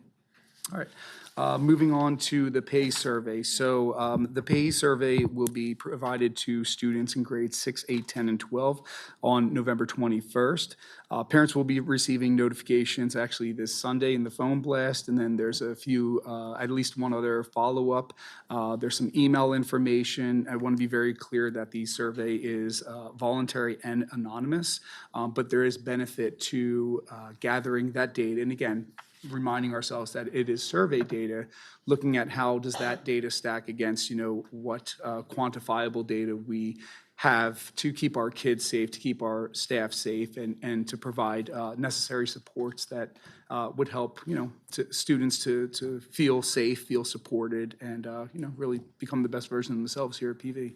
So that is coming up very soon. Is there an opt-out for that? There is, yes, there's an opt-out, so that will, I know that got brought up. Thank you, it's good, yeah, thank you for bringing that up. So yes, that's definitely something that I know some individuals in the community have questions about, so there's certainly an easy process to do that, and it's as simple as notifying the building administrator that you would like to not have your child participate, and we go through that list, and, you know, every year we have a few students, and we do different activities with those students during that time. So, and this is right before a holiday break, so it's kind of a good, you know, we're not losing a ton of instruction time in that regard of when they're taking it, and there's a lot of benefit because we've been doing this for about 10 years or so. All right, moving on then. Were there any other questions about the pay survey? Okay. All right. Moving on to superintendent, assistant superintendent goals, which really derive from the board's district-wide goals. So just to let everyone know, so the board goals that we have been using for the past couple of years, I think really are at the cornerstone of what we've been trying to focus in on for the past several years. And so what we did is we created a Google Doc and then asked for some board input, and I figured this would be a good opportunity to talk a little bit more in depth about, you know, what are some of those sub-goals, you know, how do we want to define how we measure whether or not those goals are being, you know, met or achieved. So I figure this is a good place to have that discussion. So the Google Doc was out there. I had emailed you all to put on anything under the 5 major goals that we have, the 5 district goals. So there is a couple that got put on. Is there anything that anyone would like to add that didn't get a chance to put anything up?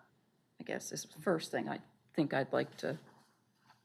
Well, I'd like you to look at my wording. What's that? I'd like you to look at my wording, because I just put it on there. I thought we were gonna work on wording. I didn't. Oh, well, no. But we not can- right now, but I'm Yeah, just, yes. yeah, but no, I'm just asking, is there anything, so can you see what's up there? Would you like me to read it? I probably should have made copies. I didn't think of that. And can you read it? I have one. Oh, this is yours? Okay. I'll send this. Okay. Okay. So, Mr. Berger just provided me with some ideas under each of the 5 district goals. So, additional. Anyone else? So I think that under this, just because we talked about this related to the Citizens Advisory Committee, underneath the communication goal, I do think that that would be a good topic for the Citizens Advisory Committee, and I feel like there should be a goal there to make sure that those recommendations are being implemented. If goals come from that. If goals come out of it. Come out of Correct. that From- committee. Yes. Okay. Which And you is, can work on that later, right, without me, so. especially when they hear the one they want to get rid of. Huh.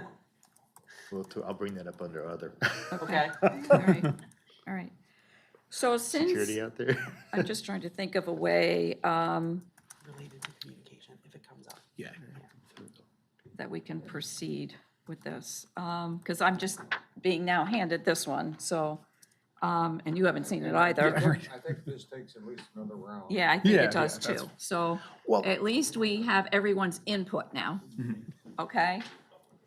All right, so we'll, And if you want to give me the hard copies, what I'll do is Yeah. we'll put it in. I just sent Yeah. the link You'll out update it? again. We'll update it, so that's Okay. not a problem. all right, And then we can just kind of work through that.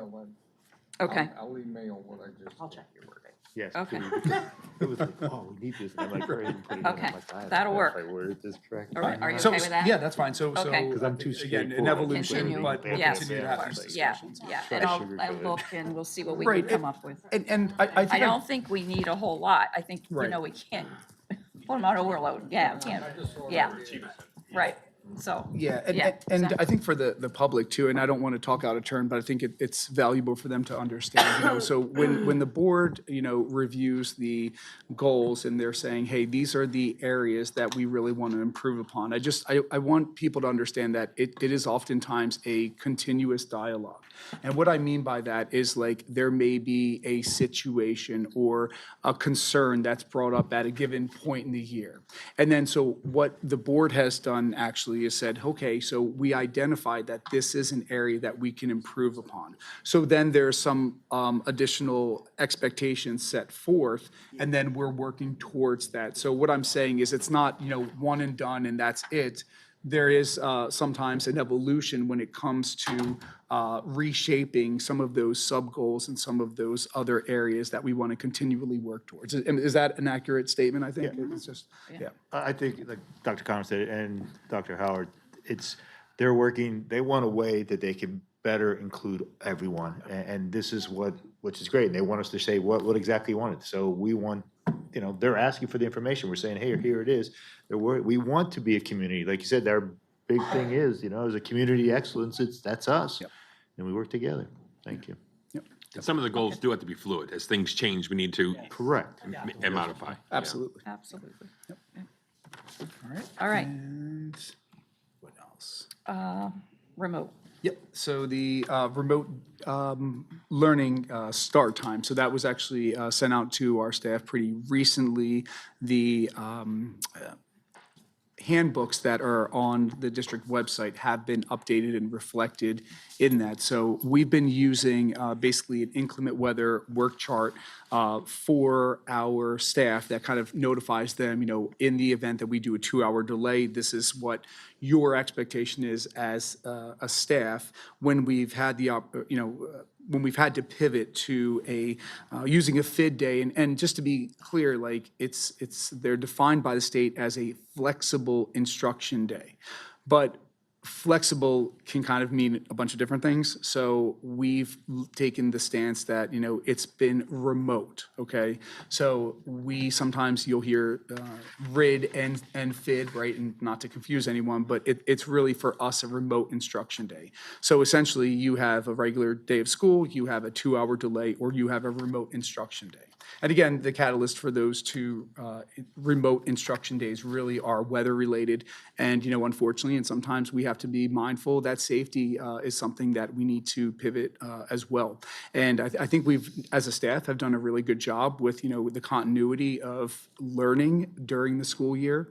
I know some school districts will typically say, okay, well, it's going to be inclement weather and, but for heavy snowfall that could obviously damage power lines and make the internet null and void. I think those school districts that tend to tack on days at the end of the school year, from my standpoint, I'm not sure how much academic gain you're going to get by tacking on a day in June. So we've been trying for the past few years, and I think we've been pretty successful with it.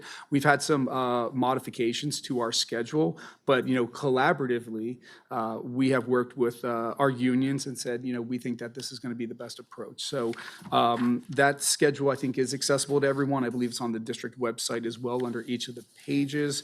And just want to know if there's any questions or concerns about the remote instruction day times for each of the buildings. Not so much the time as when they would possibly be used. Like I know we heard that, snow day, someone wanted to go sledding and stuff like that.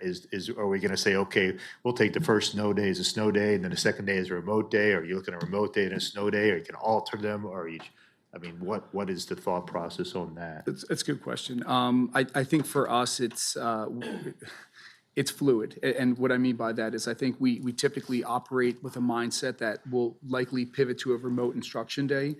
There have been times, whether it's, let's say it was a blizzard. We know that that's probably not going to be a successful remote instruction day. We built this schedule, and again, if you remember, some of the feedback we received from families was, kids are kids, right? And we, as parents, sometimes want our kids to, yes, continue to learn during the day, count that day, but then also maybe have a benefit to go outside for a little bit. And again, we try to incorporate that as we had made modifications to this remote instruction day schedule. But to answer your question directly, it seems like our focus is if we know that we're having inclement weather, typically we're notifying our staff, probably our students as well, hey, make sure you have your Chromebooks, you're taking it home, you have your charger. Likely it's going to start with that 2-hour delay mentality. And then if we have to go to a remote instruction day, there have been times where I've notified our staff the night before because we know that they're anticipating a bunch of snow. So that's really how we've been operating. And I think it's helpful for our parents to get that notification. If it's not late in the evening, then it's usually 5 o'clock in the morning to give them some time to make adjustments. I was just thinking mostly like you said, what you mentioned about like if we have an ice day or something like that that takes out power lines, now it's a good remote day. No, it's not, because so many kids are going to be missing out. Or actual blizzard day, how many are going to have reception and stuff like that? So thank you. Yeah. So, go ahead. What I'll say about remote learning, it never equals a day in the classroom. So you lose either way, So my preference is to keep remote learning as minimal as possible. I don't know whether we should plan 5 remote learning days in our schedule. I don't know. Well, there's other ones that other school districts have put in there, like in the middle of February, they have an extra day off right when they do their calendar. And if they don't have a snow day, if they have a snow day prior to that, then that's their makeup day. Right. But it's put in there, so you're not affecting at the end. So they might put 2-3 snow days in there that are actually throughout the years. Here's a day off, here's a fall break, here's a spring break, and then use that as a snow makeup day, so your year at the end stays the same, and that's possible option. So I'm going to go on a soapbox here. Because I don't like remote instruction days for a number of reasons. I don't think they're beneficial to our students. Our students need to be in the classroom. So I personally would like to see them only be used as maybe a safety reason. But things have drastically changed over the years. I pulled a calendar from 20, and it wasn't the greatest year. I just happened to pull this one from 2020 to 2021 school year. At that time, our students were in school for 179 days in classrooms. This year's calendar, 173. That's 6 days. That's bad. And I understand the state has put more on us, the teachers have all these trainings or whatever they have to do, but it's bad, in my opinion. I'm sorry. I don't like them. I don't want to see us use them. It also affects, I've just learned recently that it affects us in other ways too. It can affect our transportation contract. It can affect our food service contract. So me personally, I'd like to see us have a conversation about not using them at all. And I understand, I know. But you want to see them go away? I think we apply for them, Right. have them in our pocket, but East Stroudsburg doesn't use them at all until, that you have some guidelines, Right. But I'm sorry, they're useless. I'm just, after I saw what happened last year with my grandchildren and the lack of education they received on those days. I watched it with my grandchildren and now my great-grandchildren, and they're never useful. I'm on the opposite, no, I'm not on the opposite end of that, but I've seen it be successful. So I get it, it's a case-by-case basis, and you are putting a lot of ask to the parents. And it is a hardship sometimes when you have working parents, and it'll be a lot easier to get a relative to watch somebody, but now you have to Watch and teach. watch and teach. So I understand the Not teach, challenge there. But tacking, the morale of tacking days at the end of the year in this world, I don't know. I still see the value, I've seen it works. I at least agree that we should be doing every other. I think last year was excessive, even on my standards, it was excessive. I don't know, that's my 2 cents. I voted for 3 years now against FID days every year. For me, they're a waste of time. Tell me how you're going to teach plumbing online. Well, and so I didn't even mention that. There's that You're part right. of it. So I forgot about that piece. I go It on to hurts that our part there. MCTI students. My kids came through PV when they were growing up. It was simple. You missed a day out for snow, it got tacked on the end. June 29th, remember that? Not a day June that, 29th. well, because this day was off. Now, which day do we lose now? Which one do we switch around? And guess what? We just didn't plan a vacation for a week, the first week at the end of the summer break, just in case. There's no comprehension of what was going on. It was, all right, you had a snow day, boom, you just added a day here, simple. But because of COVID, we got these virtual and these FID days and all this. I'm gonna say it's garbage, because that's what you get when you're online. That's what we got, test scores the way we did over the years since then. It's garbage. And again, I'll go back. Tell me I can tell you how bad it is to try and teach plumbing or welding or something online.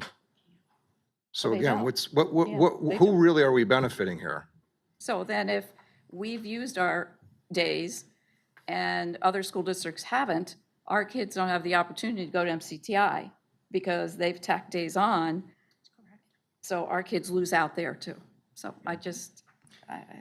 I'm not in favor. That's just not. So for context, if you don't mind, so I believe the past 3 years, we have had 3 FID days 3 years ago, 3 FID days 2 years ago, 5 FID days last year. And interestingly, because I'm thinking about this now, 2 were safety. Right. So meaning that we've, on average, due to weather alone, have utilized 3 inclement weather days that turned into remote instruction days. Where we're currently at right now, and here, there's the 2 points I want to make are this. One is that this is our last of the 5-year cycle that, we now have to, and John and I know because we talk about this and have it in our calendars right now in May, to reapply for remote instruction days. What I would like to ask, because we're already in the school year, is that if we continue to maintain the remote instruction days, and here's why. We've put guardrails in place that we've gotten feedback from you, from the community, from our admin, from our teachers. And we really have tried to synthesize that information to be very intentional about the instruction that's going to occur. Yes, I'm aware that some teachers may not have been there due to a variety of reasons. Yes, there have been challenges, and I'm not going to disagree with that. But I would say that instruction of a remote instruction day in the middle of a school year, frankly, and I think most educators in this room would agree, is going to be better than tacking on a day in June, because it's a play day. We're not expecting, a high level of rigor at the end of the year when kids have already taken the assessments. And frankly, you're going to make more likely than not have high absenteeism. But I'm saying all this because not only are we, approaching the winter season, but also because of this additional changes and guardrails and the fact that it's sunsetting anyways at the end of this year, I'd like to ask the board to at least consider keeping status quo with the refinements that we put in place. Certainly, if you still have those same concerns, then we can certainly apply for the remote instruction day, and then whether or not we get them, because there's a possibility that they maybe are doing away with it. I don't know what the state's thinking, but either A, we don't get them, so it's a moot point, or B, we get them and we say, hey, you told us it was going to be better. We felt it's not. So moving into next year, before the school year starts, we can then articulate to everyone, this is what we're doing. Because honestly, you have to think about the impact I have on 304 teachers and 628 staff members. The fact is that those days in June, I can promise you, people already have vacation. And I just think it's a little bit of a disservice to them to say, hey, those 3 days, now we're going to push this to the second week in June. Absenteeism might be high. Again, just a lot of things to consider, but I just at least would like to advocate for letting us go forward with this current schedule. And again, we can maybe continue the conversation of if you want to do one on, one off, like that's something to consider. But I think that there's still value in trying with the refinements of the remote instruction day for the remainder of this year. And then if the will of the board is, hey, we're done with this, it's not working, then we're done with it. And people have been notified in advance of the winter season. That's just my You thought. have to apply for the We bids do. of the state? Yes. State can't just say, everybody has equal and Nope. stop wasting our time? No, you have to apply to them. And this, I believe it started actually before COVID, if I remember correctly. And there was actually, because there were some schools out in Western PA, McGuffey. McGuffey was one, Charleroi. There was a few school districts out there. There's about 6, Matt, just so you know, that first initially applied as kind of a pilot. They felt that there was some success because out in Western, PA, similar to Poconos, they had pretty bad snowstorms. And so there was benefit at that time. I think it did morph into something a little bit different with COVID and all, but like I said. If it's Do our, they- go ahead. I was gonna ask if they put like a requirement for it to count. I totally random place in the middle of Kentucky. Someone had told me their school district, they can do remote learning days, but a certain percentage of kids need to be logged on a certain amount of time. Yeah. And if you didn't hit that, it didn't count, and then it got added to the end of the year. And that's exactly part of that approval process through remote instruction days, is that there's an expectation of a minimum number of time instructionally that you're focused on providing that live instruction as well. So I mean, there are components that you basically have to, as part of that application process, to say this is what you're doing. And frankly, our intention was that with this modified schedule, we were going to walk this into the next application process to say this is what we would like to pursue. We think that there's value or reflect and make any refinements at the end of this winter season, and then apply for it. And like I said, I think there may be a better conversation to be had if we do receive the days, and then at that point, if the board says, listen, it's just not cutting the mustard, let's just, be done. So if I'm hearing you right, you want to apply for them, have them, like Sue said, in your back pocket in case the board decides, all right, we'll let you throw one here. Yeah. I mean, I'm here, consent, I'm old school. It's like, you have off, you have off. You go to school, but I haven't heard from you two who have kids in school right now that, not that, yeah, no, but I'd like to. Zero value. I don't want to tell you what your kids have to do. I have zero value. I hear them come down, complain, it was 20 minutes, we did absolutely nothing. But it counted as a day, so that's a win for them. Right, but that's not a win in the educational score, though. It's And like, I've heard it on the other side, I want from to see an our schools educator up. I perspective, just, yeah. where it's no control on a home screen. You know, especially when you're trying to teach a speech language pathology.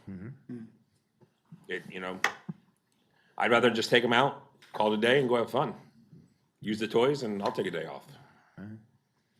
Mr. Clark, Yeah, so I have a different perspective because I think, you're a tech guy. yeah, tech guy, right? And there's a skill there, right? There's a skill learning on a computer. If you go to college now, I don't know how many people talk to kids in college. A lot of the stuff transitions to a remote day on certain sequences and stuff like that. So I'm more open because I think there's a skill, if we do it properly and correctly, there's a learning experience built into that. Because if you work in even the business world, how many times meetings are remote and stuff, there's a skill that we're kind of training them that eventually they're gonna have to implement in their life. And I get there's an education side to that. I'm not saying, could we do a better job? Yes. But I think there is value in having those days. And, you know, we've had some mild winters where we've gotten away with stuff, but there's been winters back in the day where they're not so mild. And we're going to really push the envelope on at some point. And do we want to be going to June 30th? Think about all these other schools in New York, New Jersey that are going to those times. Now, that's an extreme thing, but it's a possibility. So to have them at our disposal in our toolbox does seem like a valuable commodity. I do think we have to get better on what we're doing on those days, because sometimes, yes, you go there, and sometimes certain people don't show up, especially if you have a long-term sub. Like I had that with my daughter one year. Long-term sub just doesn't even show up. What do I do, Dad? I don't know, because so there's a little bit of communication I think needs to be done better. I do think there's value there for our staff, and I do think it does teach a skill to our students that they're going to have to use in the real world. I have to do remote stuff all the time, webinars, whatever. There is a learning component of that. So I'm fine with that. I'm fine with the remote days. I don't really have as big of an objection. Then you hear the MCTI, like you said, that's a lost base for those guys. I'll tell you this. And I don't. Other districts are doing it too. So yeah, so you're looking at a Pleasant Valley lens. So what usually happens is, in Monroe County, if there's a snow day or a FID day, it's usually done by the majority, with the exception of maybe an outlier like Pocono Mountain that does something and loses out on it. They're all doing that. So to have, say, our students are not missing out on that opportunity, because every district in Monroe County is in the same boat at that point. So you're saying if a majority of them are gonna go to this day, then good, because everybody's gonna miss that Voc Tech Day. Right. Whereas if everyone's starting to take off They except missed us, it. then we better take off because we wanna be able to make up But they that. missed that, as MCTI students, if a remote instruction day is called, they don't have anything. Right, The nothing at half all. a day, Okay. they're doing nothing. I would say They're this doing though, so absolutely nothing. say we call a day, we add a day at the end of the year. But every other district in here does a remote day. Every other in Monroe County, except us. They're gonna add a day, and they're gonna lose the instruction anyway in the end, because those kids are not gonna go to MCTI. Only Pleasant Valley has it. They're not gonna accommodate the one district in that scenario. No, they will, because they don't have a FID, they don't have a FID day up there. They don't have them. You can't do MCTI So they'll remote. No, what I'm saying is, they'll close and add a day. if everyone in Monroe County is doing that, but Even a remote You're day, saying a even SID day, as a then remote they're day. gonna add the day. If 3 districts have a remote day in Monroe County, Okay. then MCTI is gonna close. right, but they're not adding a day. Then they're adding a day. And the Who's only one going will to that go will be final day? Pleasant That's Valley. my point. If everybody, if multiple schools in Monroe County Well, are doing they're it, gonna be open. They're gonna be open. They're gonna be open because the teachers have to, go. So then whoever's is open will go. So the value, what you're saying though, is the value in not doing FID works specifically for MCTI if other schools are playing part and not doing FID as well, is what I'm hearing. Say that again? The value in not doing these FID days is more helpful for your MCTI discussion if other schools in Monroe County are also following suit and not doing the FID days. No, No. no, it's No. beneficial No. for them No. anyway. No. They No. get it either way. No. That's what I'm saying, 'cause we're gonna be an No, outlier. My example was if 3 schools in Monroe County call a FID day, Correct. MCTI is closed. Okay. They're gonna tack a day on at the end. Okay? And the one, One- the only, one- and then that one one school is school the only that- one that's gonna show up. on the Correct. first Right, day. The other exactly. 3 lost out on it. The other 3 That lost. one school will continue, they'll get that extra day. The other 3 lost. But if there's But still, I'm not I'm lost even- because there's still, that's if there's still piece of travel this. issues, but if there's still travel issues, like just because we would just close it for a snow day at that point. He still can't have school because of travel issues. So if you're not calling the remote day, that's where I'm getting lost. You know what I'm saying? So like, if I, what I'm losing is if it's 12 inches of snow out, Mm-hmm. 3 of them call FID. Pleasant Valley, we don't believe in FID. We're So- closed. So we're closed. So we're attack a day on the end of the thing, but MCTI is closed. Right. We can't send our kids there because of the snow. They'll end at the end of the year. They They'll throw tack it it on at the end of the year. Just for Pleasant Valley only? Yes, No, yes. because they don't what they're offer, saying is no, because they don't offer FID days. Yeah, they have contractual days for their They don't employees. offer FID Okay, days. so then only we would send those kids there. That's where I was lost. Like, I was like, so they're just gonna accommodate Pleasant Valley exclusively? No. Because they well, have because to of the come with way- that extra Yes, Because of the because way. our kids aren't gonna, because those kids aren't gonna go past, Pocono Mountain's not gonna go past that extra day. I can tell you, at my school, December 22nd, I only have 1 district in my building. It's just the way the MCTI only schedules had are. 2 We the will other be, day. But that's what. and we've been open on days for makeups where there was just 1 district who had to attend because of whatever, their schedules got screwed up over the winter. When we used to have our Thanksgiving break, remember? Yes. The other ones still, MCTI. they were out. Yeah. MCTI is still in Let me, Right. let me ask this question and pivot a bit. Aside from the value of learning for the students, right? The value in asking for these days to get approved, to have it in our back pocket. I think for 2 reasons, it's valuable just to have it. Yes. I Oh, think I don't further disagree with that. I don't discussion think- That would I think have further problem. discussion's definitely Yes. warranted on this. Right, It still seems easy. like, we're not on the same page, which is healthy. But 2 reasons. One, what we talked about earlier, the safe days from last year, God forbid that happens. It's excellent to have that, right? But 2, I mean, can this be building specific for a FID day? If we have a, say, construction project going on at the high school and we encounter an issue, is this something that we are able to utilize for? I don't want to say no, but what I would say is the way typically that unions would work through this, as I've seen it personally, is if you do to one, then the other, like say it was, the elementary schools that, it impacted. Well, then the secondaries were off, then then you would have the flip flop of like, well, when will we get that time back? So there's usually and it's predicated on this That's idea of like, how do you make us contract, whole, that's right? So it is. And we did It's it during hard mold. to differentiate in that regard. We did it during the mold That's why I situation, disagree with how you. it was flip-flop back and forth to accommodate for that. So, Dr. Conrad is asking us to keep it the way it is for this year. I'm not in favor of that. I don't know where we're at with everybody else. Is I'm this- fine with status quo. You're fine with status quo?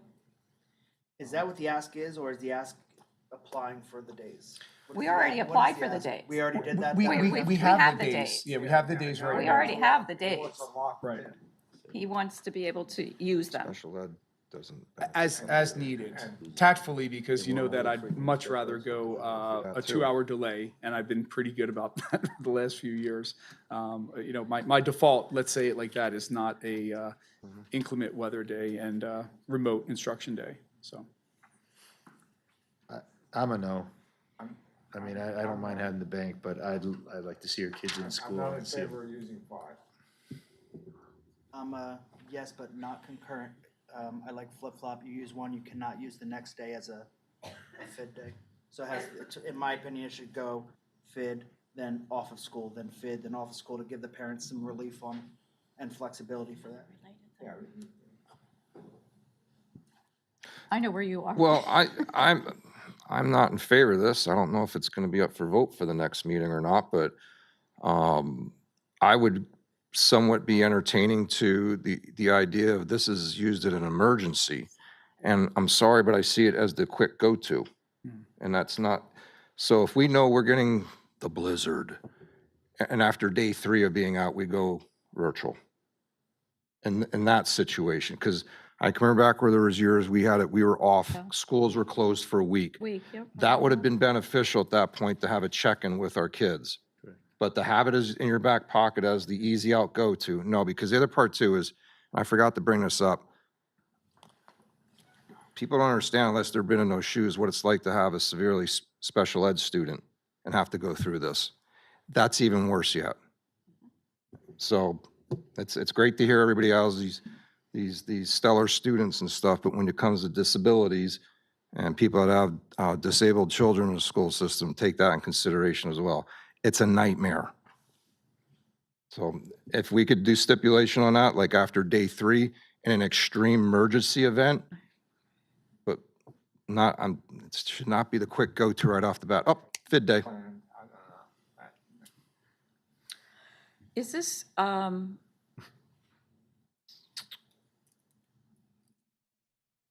mean, we approved to apply for the FID days and get them, but as far as the use of them, I guess by, That's have an we, administrative thing. yeah, that's just an administrative, so is it just a Yeah, but- directive? but I guess I what don't I'm want- I don't asking, want is us it to a, plan is if it a we're gonna vote or use- is it this is AR, what we like, want, is it we an want AR you or to is it do like it Yeah, this it's way? more, I think, more their purview than our purview. I think Just we're a because you little, got Yeah. you applied for 5 doesn't mean that we ought to use 5 that we don't need. But I'm That's my I'm asking. but I don't think it's our role to tell you. We say, yes, apply or don't apply, and then telling him whether to apply him is like, now we're micromanaging the situation in a way, in my opinion. Right, so you're looking Well- at who's gonna have the control as to say when and if not. Are we No, no, calling no, snow no, days no, now? no. So, I'm asking whether it needs approval for us to say, like what Matt said, use a FID day, then a snow day. That's what I'm saying. Do we give that, like, In my opinion, the authorization from the board comes from the establishment of the calendar, because the calendar kind of helps us to identify if we are going to have, FID days. And I think on the calendar, I could be wrong, but there in a box, do you mind if I look at no, this? that's fine. It says during an inclement weather day or district emergency, the school district may adjust school time, implement a remote instruction day, or close school for the day. If the school district closes on a day that students are scheduled to be in school, the makeup day will be added at the end of the school year. So I think there's kind of like the autonomy, and obviously I need your input, of course, but I think on the case-by-case basis, we have to navigate through that to say, yes, we're going to do this, maybe we're not going to do that. And I think I'm looking for guidance from all of you, but I also, in the moment, sometimes have to make that split-second decision, especially if it is like we had the 2 safety days last year. Because frankly, let's call it what it is. We could certainly pivot on a safety day to say no school, but my question then becomes from an emotional standpoint, how is that going to fare? Because rumors spread very quickly when you're disengaged or more so engaged with social media, which then, as we saw in Parkland, because I'll use that as an example, 2 years ago, I think they had 3 or 4 days in a row that they had to cancel, unfortunately, due to continuous safety concerns. And I don't believe they implemented instructional days. So again, just trying to learn lessons from other individuals as well, so. So, Where do we go? all right, I'm What's the gonna answer? try to spit out a recommendation, I guess, is what I'm gonna try. Options be thrown on the table. Well, that's what I was gonna Yeah. try to, Realistic options. I was gonna try to spit out something off the top of my head, but let's see. So, what I would like to see us do is try to only use 2, at the most, 2 remote instruction days Any real emergency. in an emergency. Safety of the students. Safety, I'm in blizzard type of thing. And, if, when a situation arises, we need to discuss it then, to move forward, if others would be used. So you're saying like if there's a scenario where we get a blizzard and after that second day of no school, we maybe have to have that conversation. How do we have that conversation? Yeah. Calls or whatever. just Yeah, figure or- out that- Yeah, I don't know. that's limiting the use of them. I mean, to me, I think we, at least this year, need to limit the use of them. I'll agree to that, instead of doing a completely away with them. Let's limit the use of them. I think we also need to look at the schedules too. Yeah, I know, those schedules are, Ridiculous. yeah, I agree. I was, 10 minutes to transition from one keystroke to another. I mean, granted, use the restroom, 4 minutes, no problem, but we should keep the same schedule. you know, that's a whole nother 20 minutes conversation. to- I won't For even. a student who's in a AP class, what value is that? 20 minutes. Is this a school-by-school thing? It must Well, be. They're high here. school, high school. Yeah, they're here. I will say that the Yeah. instructional level at PBI this past year was great when it came to fit days, like, it was very organized, it was very on point, like, so I understand though, I also have a high schooler, it was not the same scenario. Sure. I don't know what that looks like, but yeah, I mean- definitely looking To be at teacher office hours, 1:45 to Yeah. 3:45. Yeah. So what are they We're doing? paying them to do more than that. Yeah. I mean, I know at Pocono Mountain, they're teaching in front of that screen. They have to be for so many hours. Just as we were in the real world, I'm on a meeting for 7:30 to Yeah. 5 o'clock. I'm there present. I'm not in my car. I'm not doing something else. And that's how we're gonna teach them how to interact in front of a screen with the reasonable. Well, that's why I said, I think the improvement, I'm fine with the day. Yeah. The delivery is the problem. I have less problem with the day. I think the day can be successful if done properly. I guess that's what I'm. Yeah, well, we're not I'm there. pro day. The but thing better. is, you have no control on what happens on the remote side. And I can tell you with my grandchildren and great-grandchildren, it's like herding cats.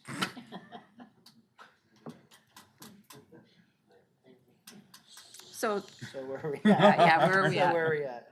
I do feel like there has to be an element of participation. And if you, I mean, you have the ability to see the kids online, right? I mean, But I think participation has to go both ways. I agree with So- that. I agree with that. We have two separate topics we're talking Talk about, yeah. Yeah, I think the second part that we're talking about Is needs the- a lot more attention. Right. yeah. Which is what you guys are talking about right now, and we all agree The with. I don't think quality there's a of the single fit- person the in quality this of the fit entire room day. that disagrees with that. Yeah, the quality The first part is the how is many. is the how many, and Yeah. you kind of threw a compromise on the table of maxing At for two, now, for at now, two. two. But I couldn't be on board and I could agree with that, but under the discretion of, I mean, you can't really label extreme scenario, like that's a subjective kind of note there, so like that's gotta be on the discretion. Who makes the final call? We're not making that final call, right? We're giving, No. we're kind of saying, hey, two max, and if it needs to be more than two because But of we're some gonna- type of extreme event, then let's have that conversation. Right, but we're gonna know, I mean, Not necessarily, because if there's another scenario that comes up, he's gonna call us Call like us, 5:30 yeah. in the morning, hey, guys, I need a pulse, is it okay if I do this? Yeah. We all better Yeah. answer the phone at 5:30 in the morning, so you can make the call, because there's gonna be. But don't a time. use those two until. Right, so you speak to us. I'm okay with him calling at 5:30. You need a rock and a hard place. oh, you're okay with a phone. I'm okay with him calling at 5:30. You can call me at 1 AM, I'll still be awake. Well, funny, because I have to make the decision by 4:30, so I notify transportation. I'm serious about that. Do you have, Do we have I'm on the phone at 4 o'clock with Kaz and with our people. I have to make the call by 4:15. I like, and Tammy knows this because we talked to Dina, and so it's a 4:15 call. So I mean, just again, keep in mind that sometimes we're making a call when there's nothing on the ground and alleged, snowfall will occur soon enough. and then it doesn't. So I still come back to let's go back to the extreme situation. We get a 30-inch snowstorm. I always said for every 10 inches of snow, you're closed for a day. Just as a general rule of thumb. So if we get at least 3 days, we're going to be closed. We know we're getting hammered. That's where your discretion comes in to go, hey, look, we're probably going to finish out the rest of this week in a virtual status. That's understandable. That's, I think, where we got to give you the autonomy to make that call on that. But we're gonna know, and again, when's the last time we had a week off of school because of weather? Yeah, it's long. Yeah, It's right, been long. right. So, yeah, I mean, but it's 96, you're right. there, it's there as an option in the back pocket. Yeah, and that's kind of, I think you put it well. I just don't want to be armchair quarterbacking or backseat driving and like second guessing. Like if we're giving them the decision-making power, I don't be like, oh, you shouldn't have done that, and then smack his hand down after the fact. I don't think none of us have ever done that. Well, I mean, no. I want to be careful. I want to be careful. I want to be careful. I don't want to make sure that's in the public, so we're not be like, No. he's not held, feet to the fire because he I made a always said call I that we didn't- disagree never with. wanted to make Usually people all my make decisions make everyone happy. I mean, that's just how things work, right? Of course. I'm just want to state it in public. I don't want to be like, well, Okay, next. And James, you always make That those just got decisions with recorded. the other supers. Well, and yeah, and I. Confer with one last- transportation and yes, everything that goes and on. Diane, you make a great point. I just want the public to understand this too. And I kid you not, 4 o'clock, all the soups on a phone call. We're talking about what we're seeing, the feedback we're getting from our transportation, the challenges with the temperature, with the potential ice and so forth. That call and that decision is usually made within a 15-minute window. Due to elevation, Dr. Curry and I have some separate conversations about how is it looking in Stroudsburg and Pleasant Valley, whereas Pocono Mountain and Tobyhanna, like it's a lot different, as you go higher in elevation. So, those conversations are happening at 4:15 in the morning or 4 o'clock in the morning with a 15-minute later decision. And again, I'm always trying to, Mr. Clark saying that I'm trying to make the best decision with the information I have at that given moment. I hear what the board is saying loud and clear. We have to be cognizant of the impact it's going to have on academics. We have to be mindful of how this impacts parents and students, right? Because that is a concern. And frankly, none of what we've done to date has been perfect. And I think I'm trying to get us to a place where we're doing things better. But I think equally and respectfully from hearing from all of you, it isn't the same as an instructional day. And there are challenges when, we expect, 7.5 hours worth of instruction and we're not getting that. So I completely agree with all of that. The question then becomes, in that moment in time, how do we make that adjustment? And if we're seeing a pattern that's negative, I think that is when I'm asking the board for some additional feedback to say, hey, listen, or if you're like, hey, you're on your 4th vid day and it's like, I don't know, December 12th, hopefully not, that's probably not a good situation. But at least we'll have some understanding of what happened with that from a kindergarten perspective, from a high school perspective. Because what I'm also hearing, and I think that there's validity to this, is that depending on the building and, the grade level, sometimes there are disparities in terms of what those expectations are looking like. Maybe a little bit more hand-holding in the elementary school, but a little bit more like, hey, go ahead and do this, but maybe there's some legitimacy to the assignment. So I do hear what you're saying, and, I guess what I'm then ultimately saying is, if you could trust my decision, I'm not asking you to agree with it, but I'm saying that as we kind of go into this winter season, what I'm also hearing too is maybe a quick, text, maybe not 4:15, but, something maybe beforehand if we know something is coming. How do we want to kind of approach that? And I'm perfectly fine with getting some of your feedback on the day of, or the night of. Yeah, do we need to vote on this? Can he just take our feedback right now? He can just take our feedback, I feel. I just trying to alleviate problems legal-wise. If we go with this schedule and then we decide to change it, are we looking at problems with the association? That's, I mean, I don't. Is this something that we have? When you say schedule, are you talking about their teacher schedules that are here? Yeah, Okay. But there's I'm just trying to contractual make- hours, Right. Yeah. A to B. So the A answer to- is no. Yeah. Right. So the answer is no, I think. The answer is no in the contract because the language specifically says that, the district may, if they choose to operate a remote instruction day. But what I'm also saying too is if, I know this isn't what we're saying, but if you were saying just tack on any day you're tacking on in June, what I'm also saying is that kind of puts people in not a great situation because I think people, and I know as a former teacher, come June, I already have my vacations planned. And I know, talking to many teachers, they already have their vacation set. And I'm not saying that that's the priority, because kids are the priority, right? But what I'm saying is the lack of communication on the front end impacts the decisions that are on the back end. But it impacts parents as well. If I plan a it decision, does. but that's a choice I make. Right. That's a choice I make with my employer. Right. That I have to cancel if I have to have my kids in school. Right. So, I'm sorry, that doesn't hold any weight. But if you know ahead of time, right, like if you know ahead of time, like if you're going into a conversation next year and people can be prepared, I think. I think that's what he was trying to say. So right now, we're changing gears midstream, so to speak. So, I mean, people plan stuff already, but.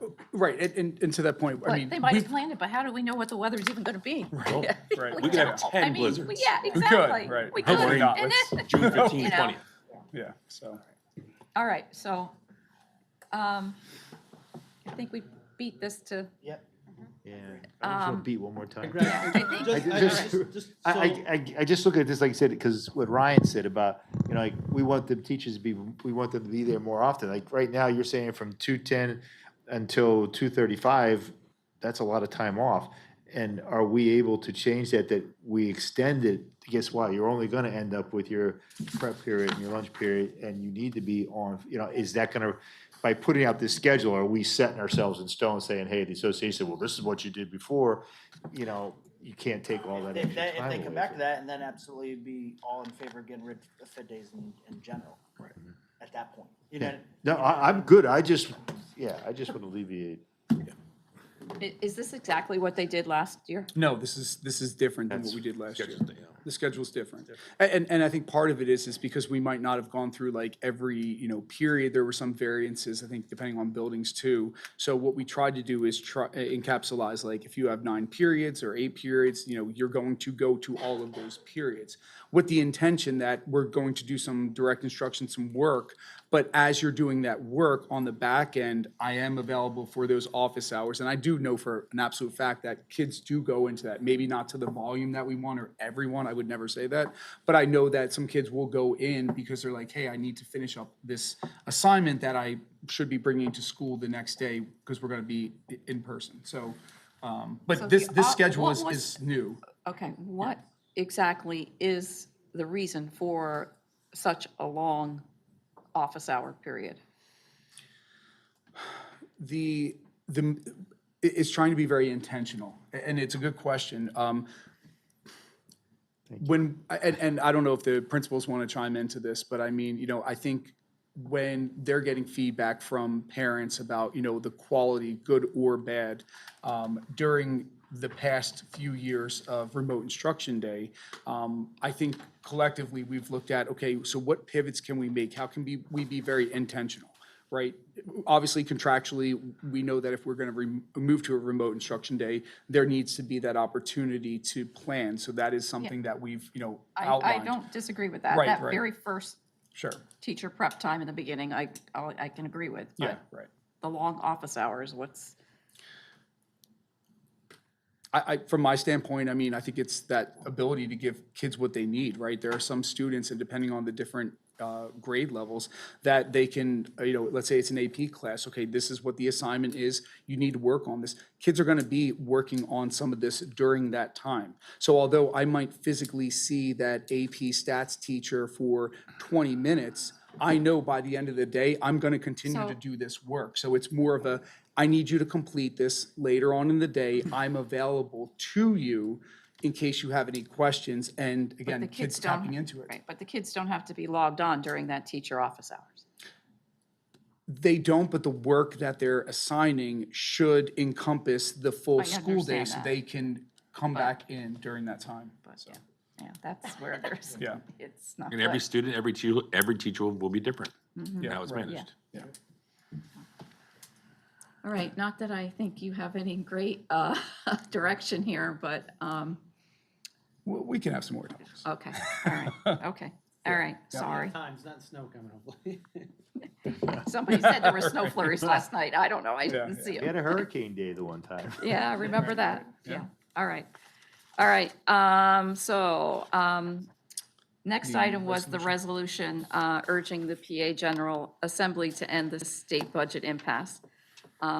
Hopefully you had a chance to look at that resolution and just asking for it to be put on to be approved for the November meeting. Everybody okay with that? Yes. Okay, all right, thank you. And the last item is just the health and safety plan due to ESSER funding. You know, that's something that we're still required to do every 6 months, so there's no changes. But, you know, again, we just need to continue the momentum to have that, you know, placed on a board to be approved. And, yeah, we just keep moving it forward, so. So we'll put that on next meeting. Okay, any other questions under, I think we're under education, or superintendent's reports. Okay, then for the public, any comments? Okay, so I agree with what you all are saying, and it's 20, because I got to look at the schedule, and without having all that other information, it's just 20 minutes of instruction. The kids are done by noon, there's office hours, so now it's a contractual thing it's coming down to because of teachers. That's why that schedule looks like that, That's what it sounds like. doesn't it? Okay, so yeah. So we're proposing a 20 minutes of instructions per class, and educationally, it's not sufficient. And cutting instructional time raises academic performances. How? And there isn't research that's going to support 20 minutes of a day for any of those classes, even MCTI. And we're mimicking a cyber school schedule when our students need a stronger in-person learning, not weaker. And the message we are sending by reducing live instruction in the district is what? Because we need more consistency and not less with grades as they are, scores. And then I had a question about how does this proposal schedules align with the district's stated goals in improving student outcomes? It doesn't. I think we have to be conscious of the frequency it's used. So being as though it's 5 days.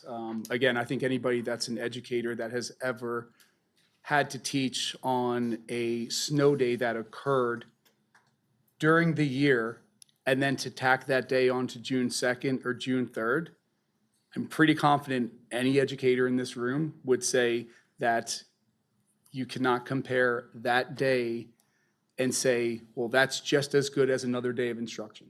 I think that's probably the simplest way to put it. And I do see my APs and principals heads nodding because I'm in that boat too. And I've been in those shoes. And I'm not saying there's a perfect solution. I'm just saying that it's not comparing the same to say an in-person learning day that you are replacing and putting at the end of the year is the same thing as, you know, getting an in-person day during that winter time. So just keep that in mind. But we always have those end of the year days, whether they're the end of May or they're the beginning of June. So those 3 or 4 days are useless at the end of May or they're useless in June. So, Down to how you structure it though. no, we're, If you yeah, don't have a field day, you keep it an actual learning day, then you don't lose that day. yeah. So, okay, anyone else? Very, very quick, 'cause I have to go, actually. Thank you, everybody, again. Just back to the PAYS survey that you talked about, Dr. Conrad. In talking about it in the past, are there 2 separate emails that would be going out to the families? And will they be separate emails, no other information attached to them? And would the opt-out be an electronic opt-out, or would it be something that they have to bring back to the school with specific instructions? So there would be notifications. I'm assuming the first notification that goes out, because it's going to be going out about 15 days, or I guess 12 days before the actual opportunity. It's probably going to go out with other information.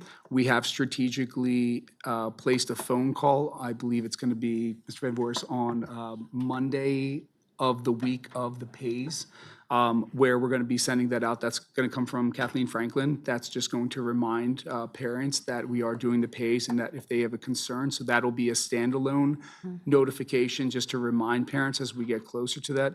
I believe there's a letter and it has like information links and all of that that they'll be able to see as well. So when we send out communication, what we've realized is like to send out a 3-minute phone call is not palatable for many people, including myself, but we send it out in an email as well, so it's embedded in that information, so. So it's not a standalone email Well, notifying the parents? It'll be a standalone, different call notification to the families the week of the survey, but we're making parents aware of the survey and who it impacts and when it's going to occur. I believe it's this Sunday, if I'm not mistaken, so. Okay, so the information is going out on a phone call as a standalone, but the email will not be standalone? No, because the information from the phone call and the email are one and the same, okay? And so that goes out, in both modes. It's transcribed, it's Right, transcribed yes. from the phone call. Okay, but that's only on that Sunday prior, right to the 21st, so Well, it's that not would be on the 8th, I believe, is when that's Oh. going out, if I'm not mistaken. December 8th. No, November 8th. Okay, now I'm, So it would I'm go out lost in my November. months, okay. This Sunday, the 9th, I apologize. Thank you, So it'd go out on the 9th. There'd be another notification. I know it's going out on the 17th, and I'll have to check Thank with you. our team to find out if we have another one that's going out the week of Thank the you. 10th to the 14th. Thank So you. we wanted to put out that there were a couple of notifications that parents were aware of. And the opt-out as well. Yeah, Thank which, you.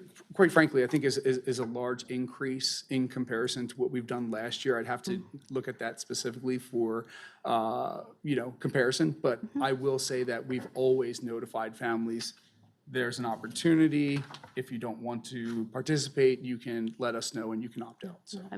No, I appreciate it. I'm just still, I'm very surprised at the number of people that don't know what it is, and that's, I think, increasing that awareness of what it is, even within the entire county of what's going on with it. But thank you, thank you. Okay, security, anything under security? No? Anything from the public under security? Okay, moving on to athletics. Before we go, Oops, actually sorry. from security, at some point, we asked Chief to come in and give us, did I miss that meeting? I apologize, I missed the one meeting. Did he come in? He Yeah, did, he yes, did. Thank you, yeah, never yeah, mind that. sorry. Yep, That that's happened in unanimous. executive session. Yep, yeah. he did. Answer my question, thank Yeah, you. Yep, thanks. he did. All right, athletics, Mr. Krasinski. All right, the first agenda item there is the middle school uniforms. As you had asked me last working session or last board meeting, I forget which one it was, but you asked me to gather information on what it would cost to re-uniform the rest of the middle school. That was attached, depending on what uniforms and all the different accessories and all, it will run anywhere from $10,000 to $14,000 to fit the rest of the middle school. And here in green, it says boys soccer doesn't need any replacements at this time. That's what the coach told me, yes. And based on what? He has 30 uniforms, and that would be enough to get him through. I had asked him, is there anything else you need more? And I was told, So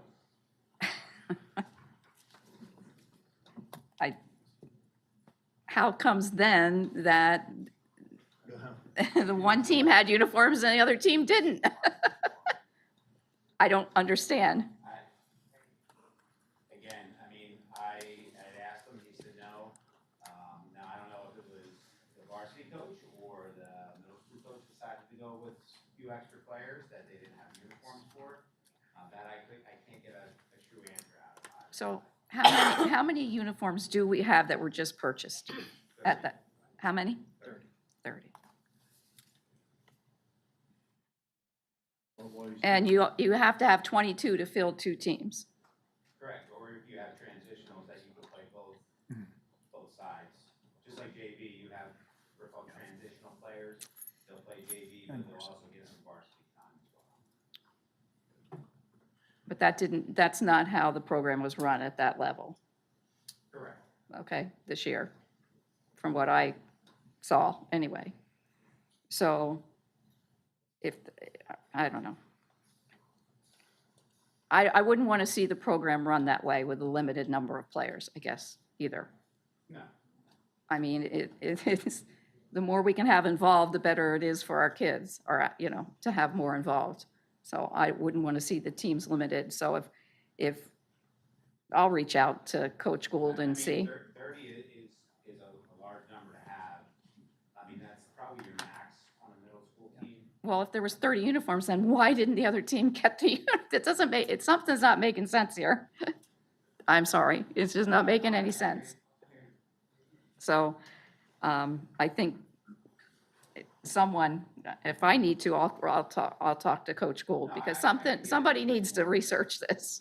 But I did ask, you know, why, why don't you need them? And I did bring that up, so. Yeah. And I also asked. And, well, who did you ask? What's that? Was the varsity coach that you asked? No, I had Matt, Lisa asked Matt, and then I followed up. And he's saying he doesn't need any more uniforms. He said he had, Then why wasn't the other team given uniforms? again, another conversation I can have. Okay, makes no sense. Okay. All right. A question like your other one, your field hockey. I mean, I see it's a lot of uniforms and yet you barely field the team at all. Do we need all those uniforms for a field hockey team that we only can do something if the volleyball cuts past the girls because then you get enough for the field hockey.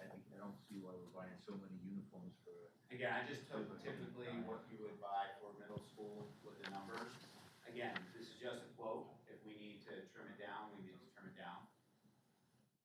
Just a technical note, the attachment disappeared off the board docs. We can no longer access it. Yeah, I was trying to. So I didn't have, so he can't access it either, so. That's a question I have to ask. So I don't know if we can get that back on there. I must have missed it, and then Mr. O'Keefe as well. And it's funny how girls soccer is looking for 40 uniforms. If you looked at this, it made no sense. Is some of that So- based on size variations, though? Like we have to accommodate all Yeah, there sizes is- of players? There are, yeah, sizes here. So this dollar amount has not been in the placed in the budget, right? No, Tammy and I had talked that we would have to build that into next year's budget. To next year's budget to,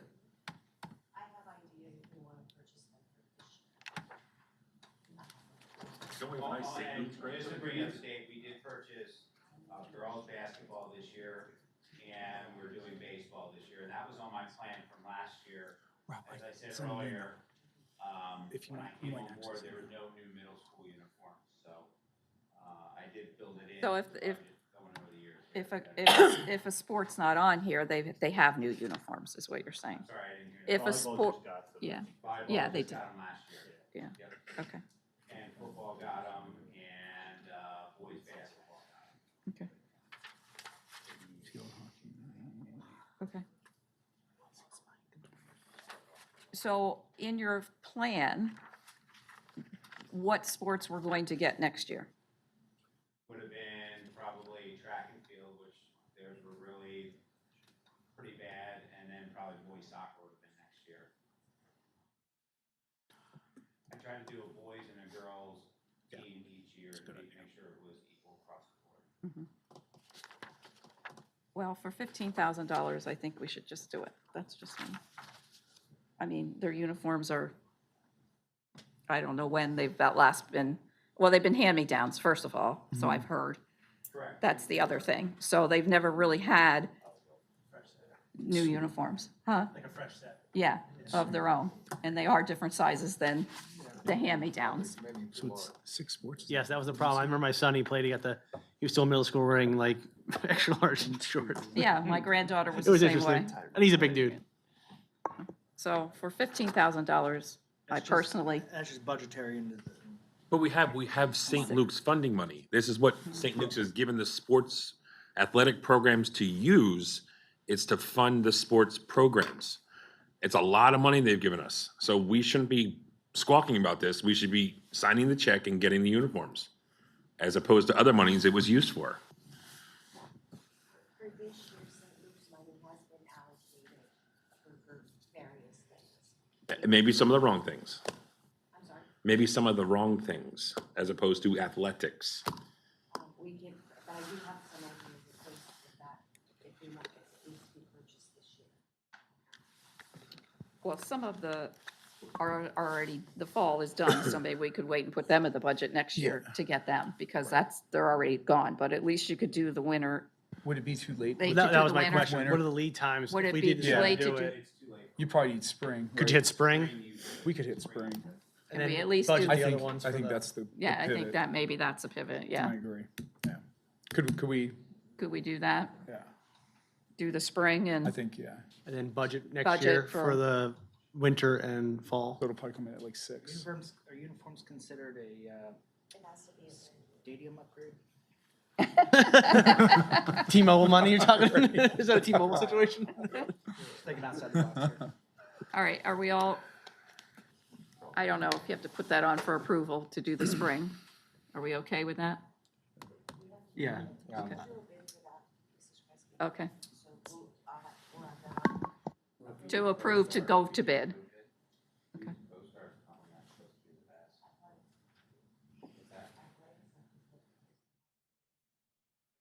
Yeah. Okay. Scoreboard?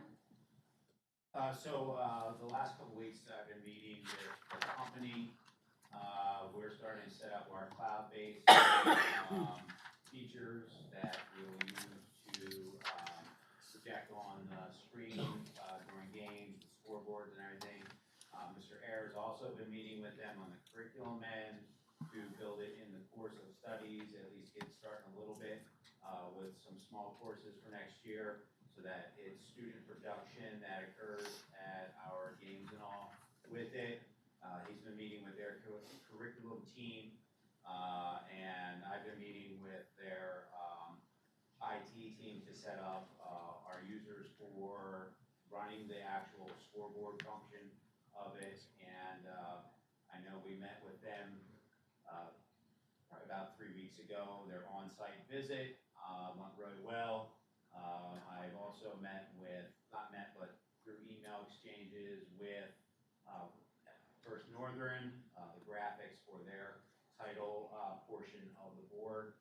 We're working back with the company and their vice president of marketing with the graphics and all. So once that's all done, we'll share that with the board and all, and we'll share that with their board for their approval on the artwork as well.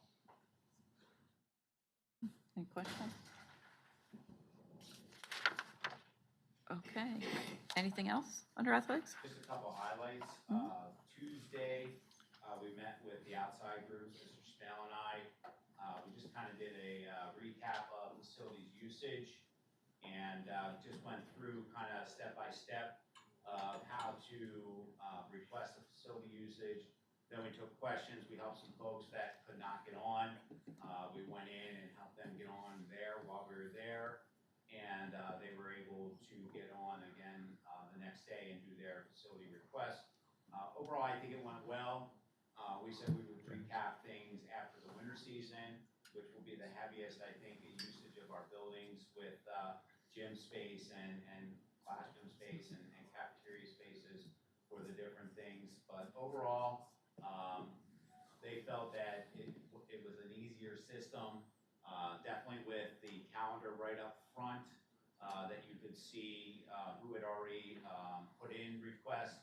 And when you put in your request, I share with them, it'll come up red for dates that are already reserved, so you can't even reserve those dates.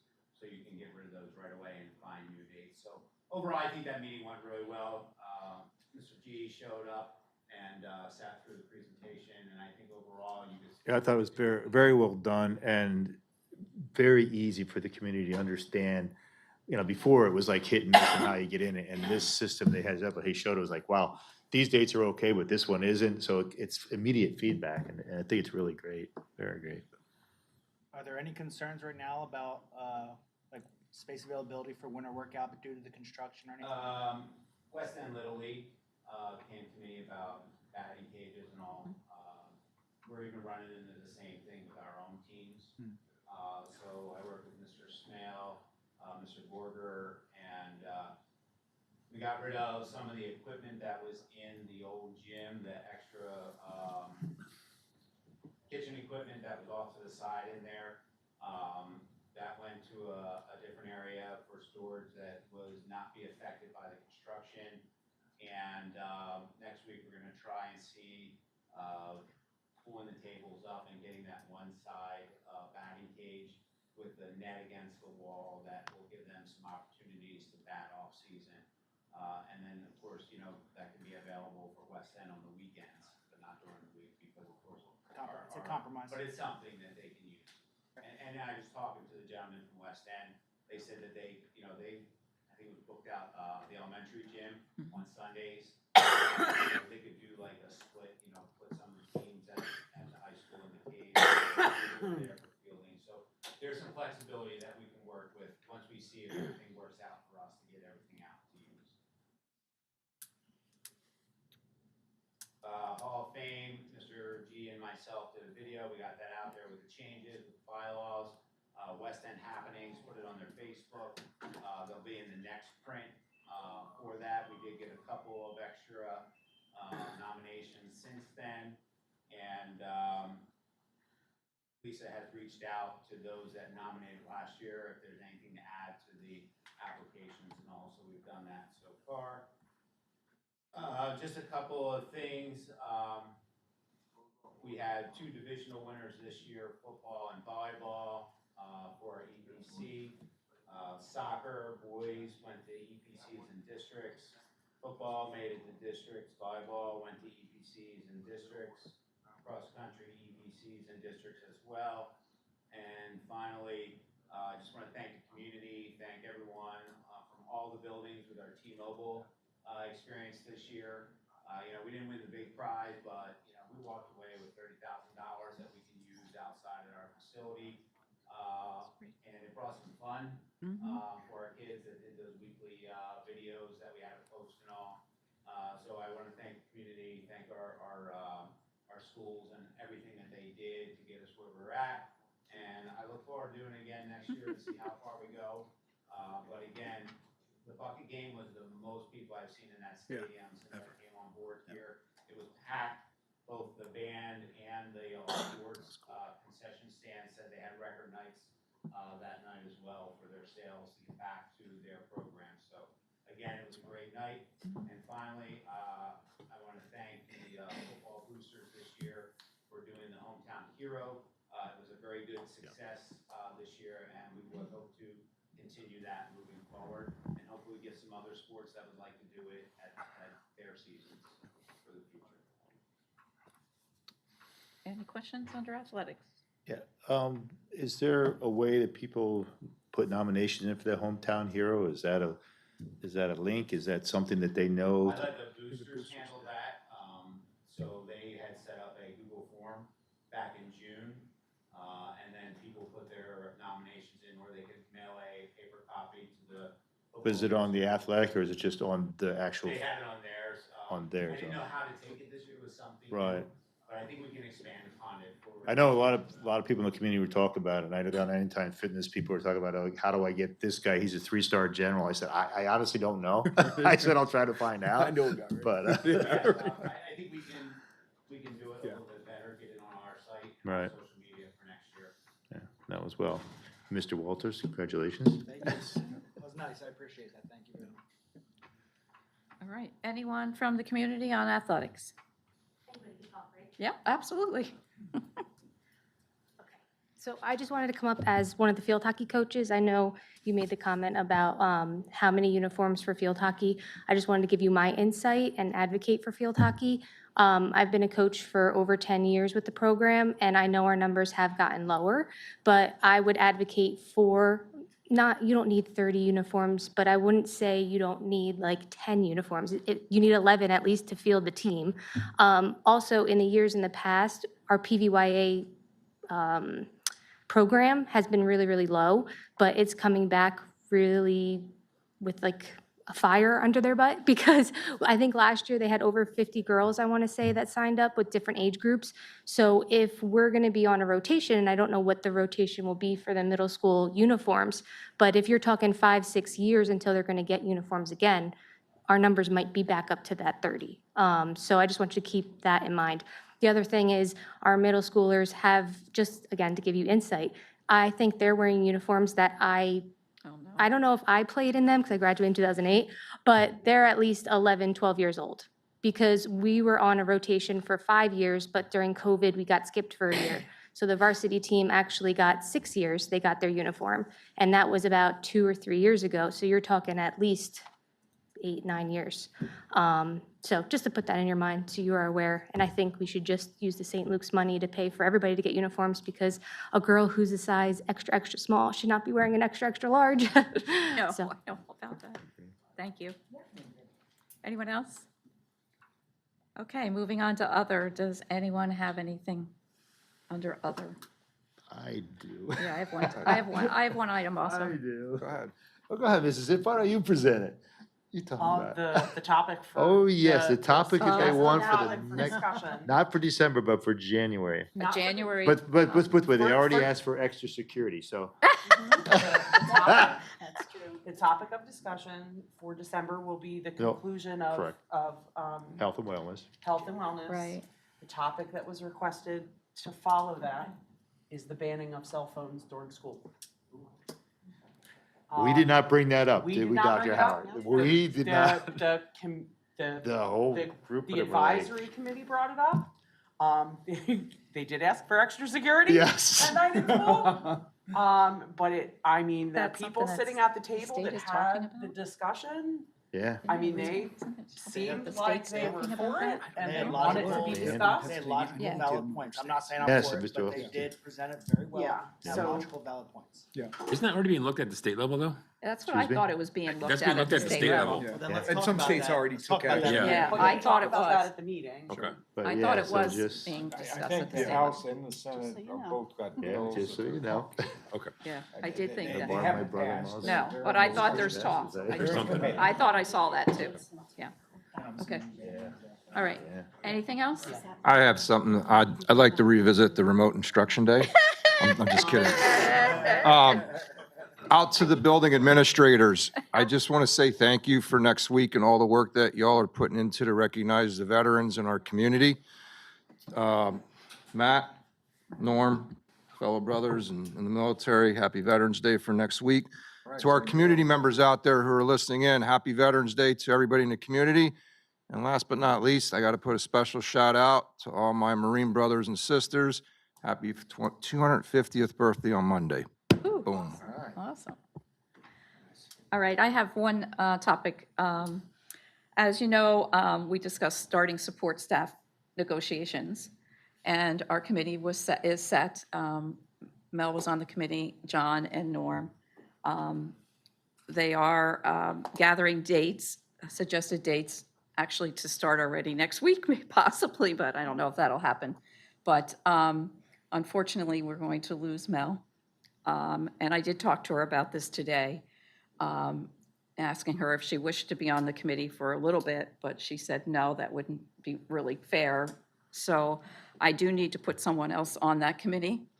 So I would actually like to put myself there, and I'll give you some reasons why. Not that John's new to negotiations, because he's been there and done that. And not that Norm is either, but neither Norm or John has sat on support staff negotiations previously to know, which I have, the last go-around I did, along with Melanie. And I tried to put, when I did those, I tried to keep some consistency on the negotiating committees from previous years. So I would actually like to take that assignment on because they are looking at trying to do that right after school, possibly to start to meet, and there are time constraints, I know, for some of you. So if you're all okay with that, that would be something that, again, they want to get started. I've seen the dates, and actually one was Veterans Day, I think, if I remember correctly, but they moved it to Wednesday. That's right, they did say about moving it to Wednesday. So I'm sure Mrs. Fulmer will reach out to the committee and see what the availability is. But they do want to get started, so. All right. Anything other from the community? Okay, we are adjourned.